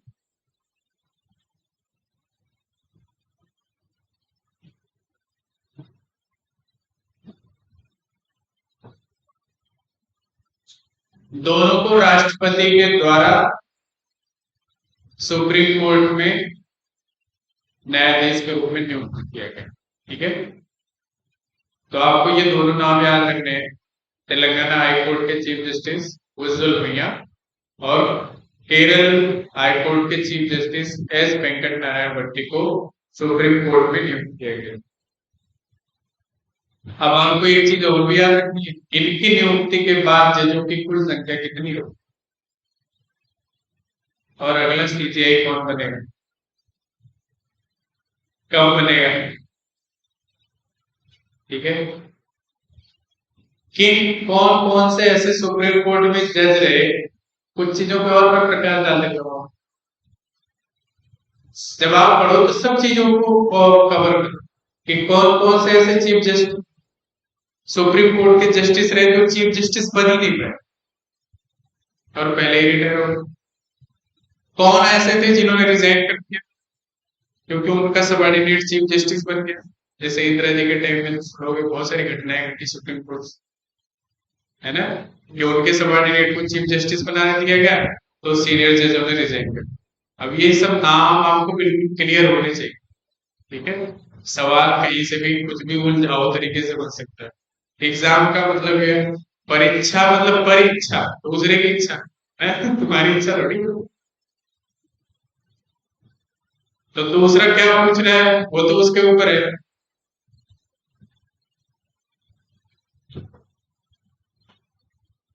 अब देखो, एक अवार्ड भी मिला मोदी जी को, वो भी आपको याद रखना है, किस सरकार ने दिया,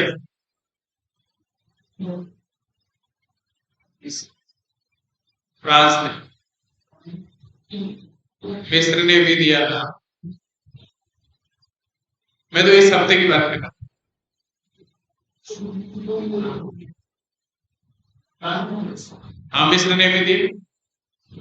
आपको ये सब याद रखना है, सब सारी चीजें करते जाओ, कहाँ कहाँ से अवार्ड वगैरह।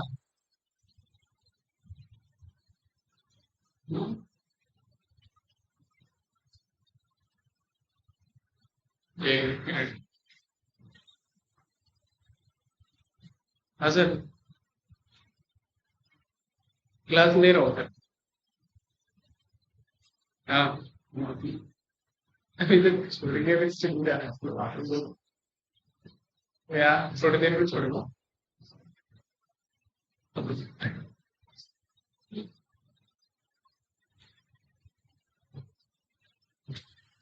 ठीक है, तो जितने भी अवार्ड और रिकॉग्निशन मिल रहे हैं देश को, या देश के प्राइम मिनिस्टर को, या देश के किसी विशिष्ट व्यक्ति को भी, कई बार जो हमारे यहाँ के एक्टर होते हैं या किसी विशेष क्षेत्र में कोई सेवा या योगदान किसी का रहता है तो उसे दूसरे देशों के द्वारा भी सम्मानित किया जाता है। बहुत सारे अवार्ड दिए जाते हैं, जैसे आपका ध्यान होना, जैसे नोबेल प्राइज तो सबको पता है ना।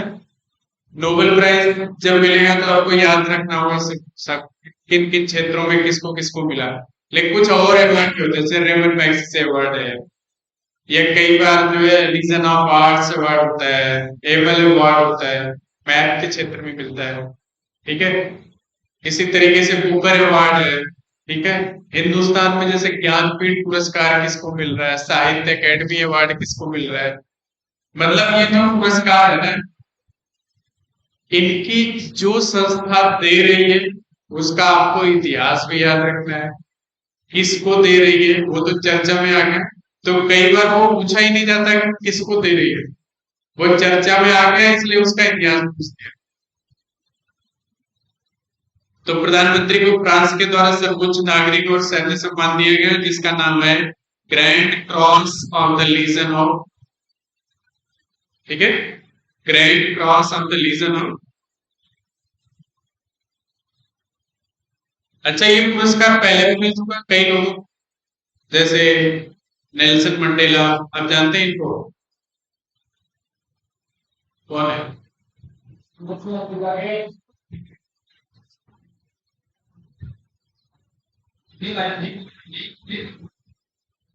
ठीक है, ठीक है, वो उनके बारे में भी थोड़ा बहुत पढ़े।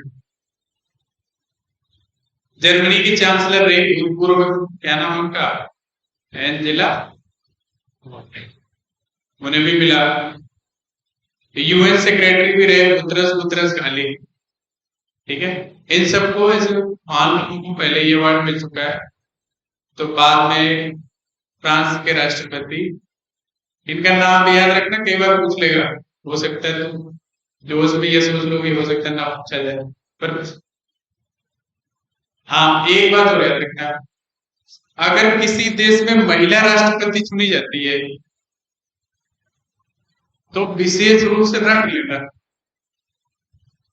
ठीक है, किसी भी देश, और जहां पहली बार हो रही है, अभी जैसे ऑस्ट्रेलिया में पहली बार वहां सेंट्रल बैंक की गवर्नर महिला बनी, अब वो पूरा इंटरनेशनल इशू हो कि ऑस्ट्रेलिया के पूरे इतिहास में पहली बार किसी महिला को यह दायित्व दिया गया। तो ऐसी घटनाएं बड़ी चर्चित हो जाती हैं और इन पे आपका नजर होना चाहिए, समझ गए?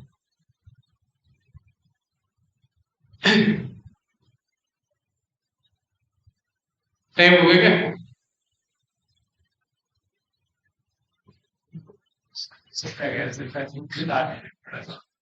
थोड़ा 6:30 तक किसको रुकना है? बाकी लोग चले जाओ, जो बहुत दूर से आया हूँ वो चले जाओ, बाकी मैं भी सोच रहा हूँ खत्म करके देखो।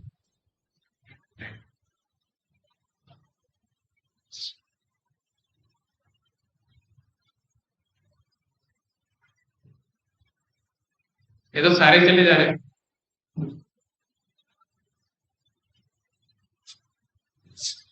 अच्छा एक चीज और,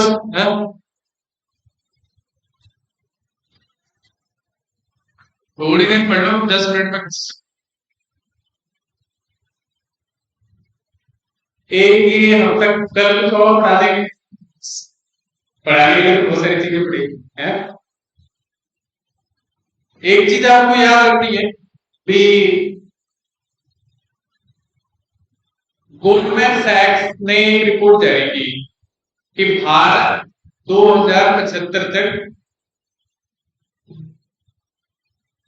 जापान, जर्मनी, अमेरिका को भी पीछे छोड़ देगा और दुनिया की नंबर 2 अर्थव्यवस्था 2075 तक। तो ये भी एक बड़ा सर्वे है भारत को लेके। और ये गोल्डमैन सैक्स क्या है?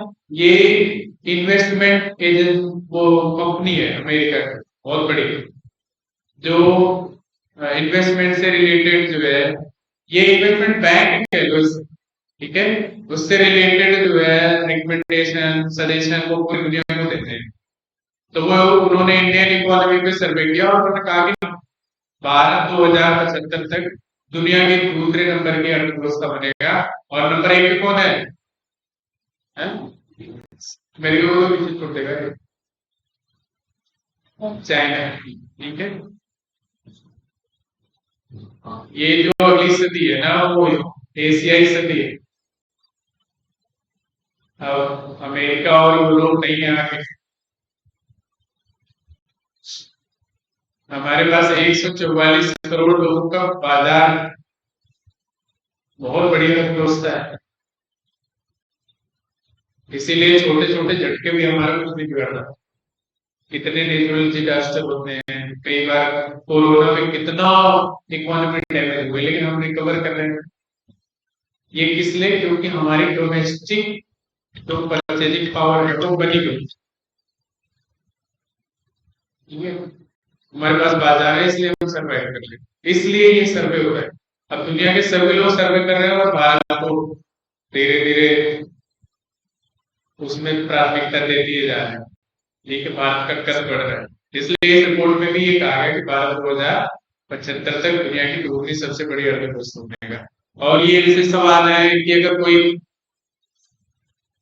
सेटर बैठा और वो सरकार से रिलेटेड चीजें पूछ रहा है तो वो पूछ लेगा, ठीक है, इसलिए आपको याद रखना। दूसरा, स्पोर्ट्स न्यूज में हम देखेंगे तो अभी आयरलैंड के लिबरिंग, ये याद रखना कि जो भी इंटरनेशनल इवेंट्स हो रहे हैं स्पोर्ट्स के, तुम टेंशन ना लो, मुझे तो 2 बच्चों को भी पढ़ाने की आदत, हमारे कई बार क्लास में 2-2, 3-3 बच्चे भी आ जाते, तो मुझे इससे फर्क नहीं पड़ता कितने बैठे और कितने कम बैठे, कितने ज्यादा। आदत हो गई महाराज सिंह कॉलेज में पढ़ना। तो मेरे कहने का मतलब था वही चीजें मैं उस समय भी बताऊंगा, उसी समय दो बच्चे रहेंगे, वही चीजें फिर भी बताऊंगा। कोई अंतर नहीं होता मेरे पढ़ाने में। ऐसा नहीं है कि क्लास भरी है तो मैं कुछ और पढ़ाऊंगा और 2 घंटे में कुछ और पढ़ाऊंगा, ऐसा। तो आयरलैंड के लिमरिक, लिमरिक एक प्लेस है ना, that is the name of place limerick. कहाँ है ये? आयरलैंड। अच्छा, आयरलैंड को लेकर तुम देखना, एक चीज मैं तुम्हें फोकस कर रहा हूँ, तुम इसे पढ़ना, ये बहुत जरूरी भी है। तुम ब्रिटेन के जो ग्रेट ब्रिटेन है ना, इसके कंपोजिशन पढ़ो। इसमें तुम देखोगे उत्तरी आयरलैंड, दक्षिणी आयरलैंड, स्कॉटलैंड, वेल्स, ठीक है, इंग्लैंड, ब्रिटेन, कई रियासतों से बना हुआ है ग्रेट ब्रिटेन, ठीक है। तो आपको इन चीजों में थोड़ा इसका पूरा हिस्टोरिकल बैकग्राउंड पढ़ो और एक एक चीज क्लियर करो कि कब इसका संगठन हुआ, वर्तमान में इसका क्या स्वरूप है।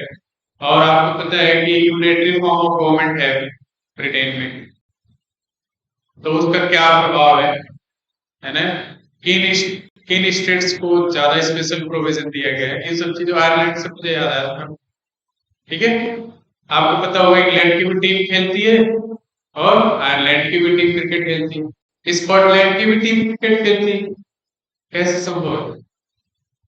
क्या इंडिया की भी टीम खेलेगी, उत्तर प्रदेश की भी खेलेगी, तमिलनाडु की भी खेलेगी, है? तो आपको इन चीजों पे गौर करने की जरूरत है कि नहीं है कि इंडिया में तो अलग मामला है और वहां क्या मामला है, ठीक है। ओलंपिक में भी देखो आप, तो इन सब चीजों के बारे में आप पढ़ो। अच्छा, मैं बता रहा था आपको, आयरलैंड के लिमरिक में जो विश्व तीरंदाजी प्रतियोगिता होती है, वो युवा चैंपियनशिप हुई, यूथ चैंपियनशिप हुई। और उसमें भारत को कोई भी प्रतियोगिता हो तो उसमें मेडल की संख्या आपको याद रखनी पड़ेगी, कितना गोल्ड मिला, कितना सिल्वर मिला और कितना ब्रॉन्ज, और कुल कितने मिले, और पदक तालिका में कौन सा स्थान, ठीक है। कई सवाल आपके दिमाग में होंगे, इन चीजों को फोकस करना कि वो प्रतियोगिता कहाँ हो रही है, उस प्रतियोगिता में कितने देशों ने भाग लिया, उस पदक तालिका में भारत का कौन सा स्थान रहा और भारत ने कितने मेडल प्राप्त किए, ठीक है। जितनी भी प्रतियोगिताएं हो रही है उसके आसार में तुम अखबार से, पत्रिकाओं से वो चीजें नोट कर लेना, 2-3 पॉइंट जो मैंने आपको बताया। तो उसमें भारत ने 6 गोल्ड जीता, 1 सिल्वर जीता और 4 कांस्य ब्रॉन्ज मेडल, 4 है। और कुल 11 मेडल के साथ भारत ने उस प्रतियोगिता में दूसरा स्थान, और प्रतियोगिता कौन सी थी? विश्व तीरंदाजी युवा चैंपियनशिप।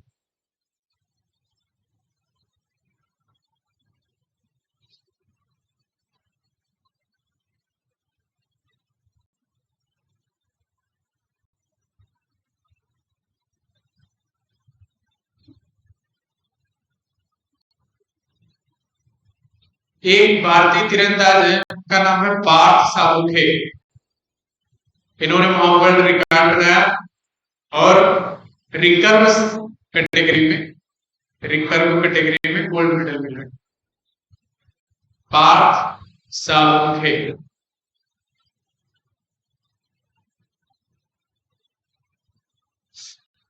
अभी एक न्यूज और बता रहा हूं, आपको नोट कर लेना। अभी मोदी जी मध्य प्रदेश के शहडोल गए हुए थे, आपको पता होगा वहां पे, और उन्होंने वहां एक परियोजना का उद्घाटन किया, एक मिशन का। उसको बोलते हैं राष्ट्रीय सिकल सेल एनीमिया। ये तो अंग्रेजी में भी जानते हो, नेशनल सिकल सेल एनीमिया उन्मूलन मिशन, सिकल सेल एनीमिया। एनीमिया क्या होती है, लड़कियों को तो बताइए, हाँ? सुना ही नहीं, हाँ समझ गए। तो ज्यादातर जो ग्रामीण महिलाएं में जो है एनीमिया की समस्या बहुत रहती है, तो इसके लिए जो उद्घाटन किया गया है वो 2047 का टारगेट है, 2047, यानी 2047 तक ये लक्ष्य है कि जो सिकल सेल डिजीज है इसको खत्म कर दिया जाए। कुछ डिजीज भारत में खत्म हो गई, इनके बारे में भी चर्चा कर लेना, जैसे टाइफाइड, पोलियो, ये कब इसको भारत से खत्म घोषित किया गया, कब लॉन्च किया गया, ये भी सवाल आता रहता है। तो पीसीएस के पुराने पेपर देखोगे ना तो उसमें पूछा जाता है कि किस सन में पोलियो भारत से खत्म हो गया, ऐसा करार दिया गया। मतलब इस तरीके के बहुत सारे सवाल आते रहते हैं। तो आपको डिजीज पे बहुत ध्यान रखना है कि कौन सी डिजीज के लिए क्या मिशन लॉन्च किया जा रहा है और कौन सी जो डिजीज खत्म हो रही है ना। कई बार हम ये मानते हैं ना कि हम इससे मुक्त हो गए, तो ये सब भी आपको याद रखना। इसके अलावा एक प्रधानमंत्री किसान सम्मान निधि है, पता है ये कब चालू की गई? 2018 में। और इस ये केंद्र प्रायोजित योजना है और इसमें प्रतिवर्ष एक किसान जो सीमांत किसान है उसे 6,000 रुपए की सहायता राशि दी जाएगी, वो 3 किस्तों में दी जाती है, 2-2 हजार। तो 1 दिसंबर 2018 को शुरू हुई।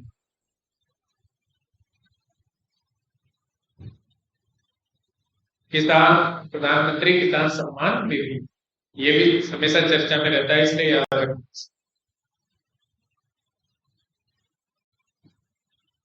अच्छा, एक टेलीस्कोप बना है, अब थोड़ा साइंस में आते हैं, साइंस एंड टेक्नोलॉजी, है ना, ये भी करंट अफेयर्स का पार्ट है।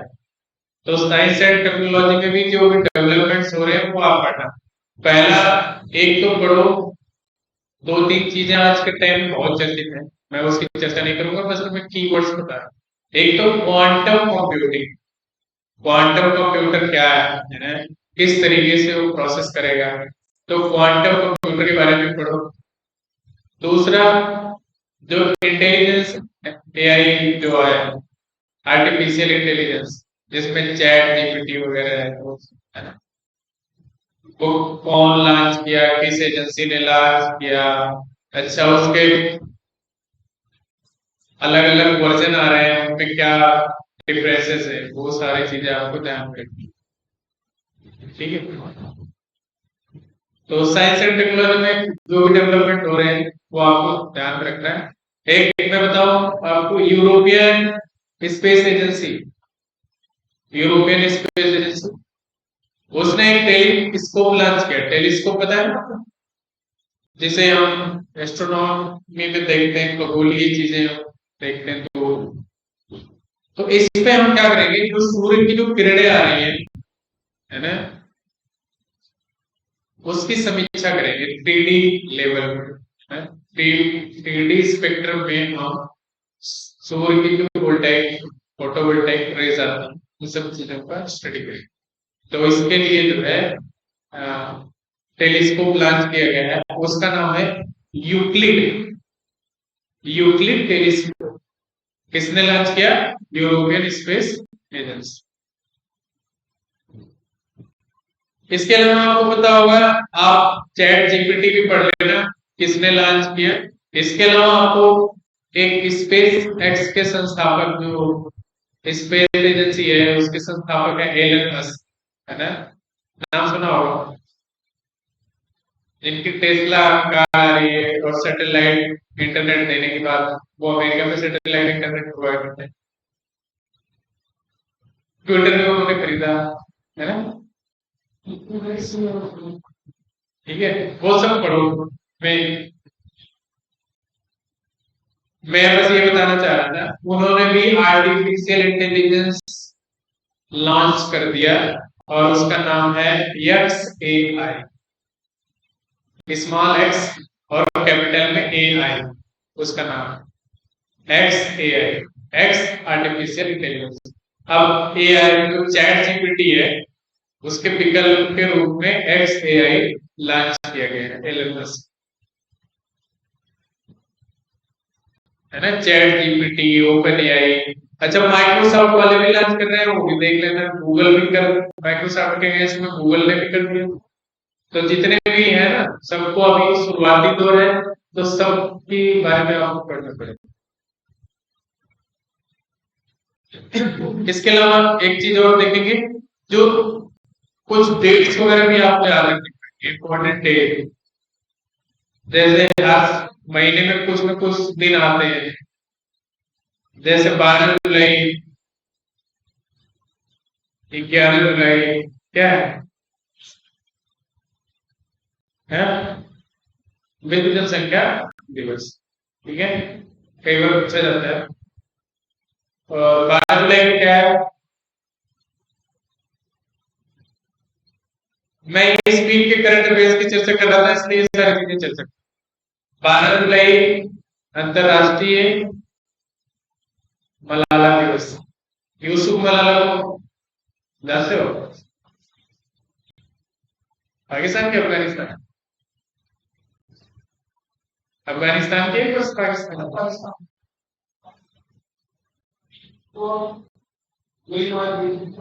हाँ ठीक है, 2013, बट तालिबानियों के द्वारा मारी गई थी वो, अफगानिस्तान में।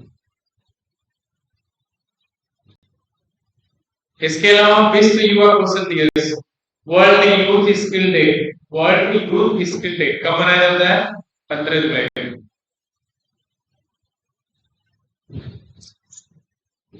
अच्छा देखो, माइक्रोसॉफ्ट ने क्वांटम कंप्यूटिंग की तरफ कदम बढ़ाते हुए एक एटम्स की खोज की,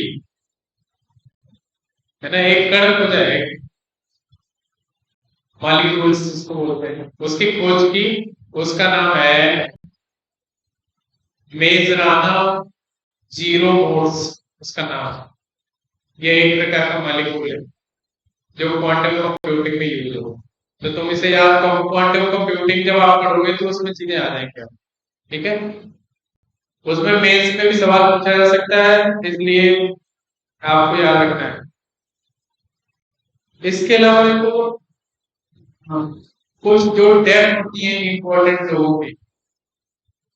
एक बार मुझे याद है कि एक सवाल मैंने देखा था कि एक व्यक्ति का नाम लिखा हुआ था कि ये व्यक्ति कौन है, और उसे 3-4 चीजें उसके अंदर थी कि ये रंगकर्मी है। रंगकर्मी मतलब जो आर्टिस्ट होते हैं रंगमंच के, या वो एक्टर है, या डायरेक्टर है, कुछ फिल्में वगैरह के नाम, कुछ गानों के नाम ऐसे लिख देते हैं वो, जो चर्चित व्यक्ति वगैरह होते हैं, या उनका जो कंट्रीब्यूशन होता है उसके बारे में लिख देते हैं, फिर पूछते हैं इनमें से कौन हो। तो इसलिए अगर कोई किसी की डेथ भी हो जाती है तो भी उसके बारे में पढ़ना है। तो इस हफ्ते हम देखेंगे तो 2 मशहूर व्यक्तियों की डेथ हुई। एक बास्केटबॉल खिलाड़ी थी महिला, निक्की मैकफ्रे बेंसन, है ना। ये बास्केटबॉल खिलाड़ी थी, इन्हें 2 बार ओलंपिक मेडल भी मिला अमेरिका के लिए, और कैंसर से पीड़ित थी, इसलिए उनकी डेथ हुई। लेकिन आपको ये याद रखना है कि उन्होंने 2017 में, 2008 से लेकर 2017 तक अमेरिका की राष्ट्रीय बेसबॉल टीम की कोच भी रही लंबे समय तक, और उनके नेतृत्व में अमेरिका ने बहुत सारे गोल्ड मेडल भी जीते, और वो खुद भी 2 बार गोल्ड मेडलिस्ट थी। उसके एक चर्चित व्यक्ति। एक अभिनेता भी बने, उनका भी नाम याद कर लो, मराठी अभिनेता। कई बार कंफ्यूजन हो जाता है कि नाम ही नहीं सुने तो टिक किस पे लगाए। तो मराठी अभिनेता रवींद्र महाजनी, रवींद्र महाजनी, ये मराठी अभिनेता है, मराठी एक्टर है। ठीक है, इसके बारे में थोड़ा पढ़ लेना आप लोग, बहुत 2-4 फिल्में उनमें है, वो नोट कर लेना साथ में। मुंबईचा फौजदार, आराम धर्म, है, बोले चक्रधारी, ऐसे कई फिल्मों में उन्होंने काम। देखो आजकल क्या है, जो मेन स्ट्रीम सिनेमा के लोग होते हैं उनपे सवाल नहीं बनते, है ना। ये एक ट्रेंड चला है नया। आप पुराने क्वेश्चन पेपर अगर डिस्कस देखोगे, ऑब्जर्व करोगे, तो मेन स्ट्रीम सिनेमा में किसी की डेथ हो जाए, जैसे लता मंगेशकर की डेथ, लता मंगेशकर पे सवाल बहुत कम आया या कहीं पूछा ही नहीं क्यों? क्योंकि जो चर्चित हस्तियां होती हैं उनके बारे में तो सब जानते, लेकिन अगर कोई तेलुगु कवि बन जाए, है ना, कोई तमिल लेखक साहित्यकार की डेथ हो जाए, तो तुरंत सवाल बनेगा, है ना? तो ये जो मेन स्ट्रीम सिनेमा या मेन स्ट्रीम सिनेमा से हट के जो भी चीजें हो रही है उन पे आपको फोकस करना है, ठीक है?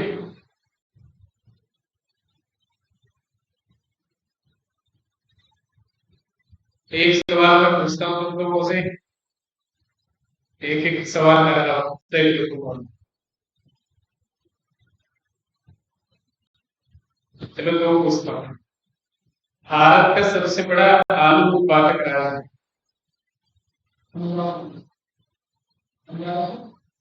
और तो और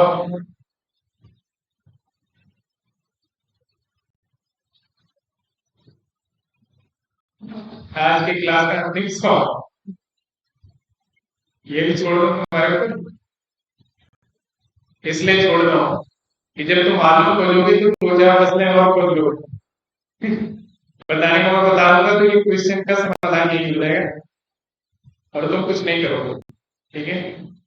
तो ये मैं आपके ऊपर छोड़ता हूँ कि आलू उत्पादन में पूरे भारत में पहला राज्य कौन सा है, और आलू के साथ और भी फसलें ढूंढो, ठीक है?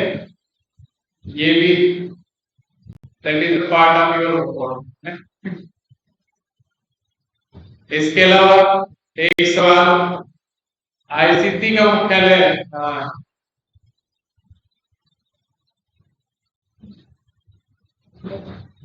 इंटरनेशनल क्रिकेट काउंसिल, ये भी तुम्हारे ऊपर छोड़ता हूँ, नोट कर लेना, अगली बार आते हैं तो।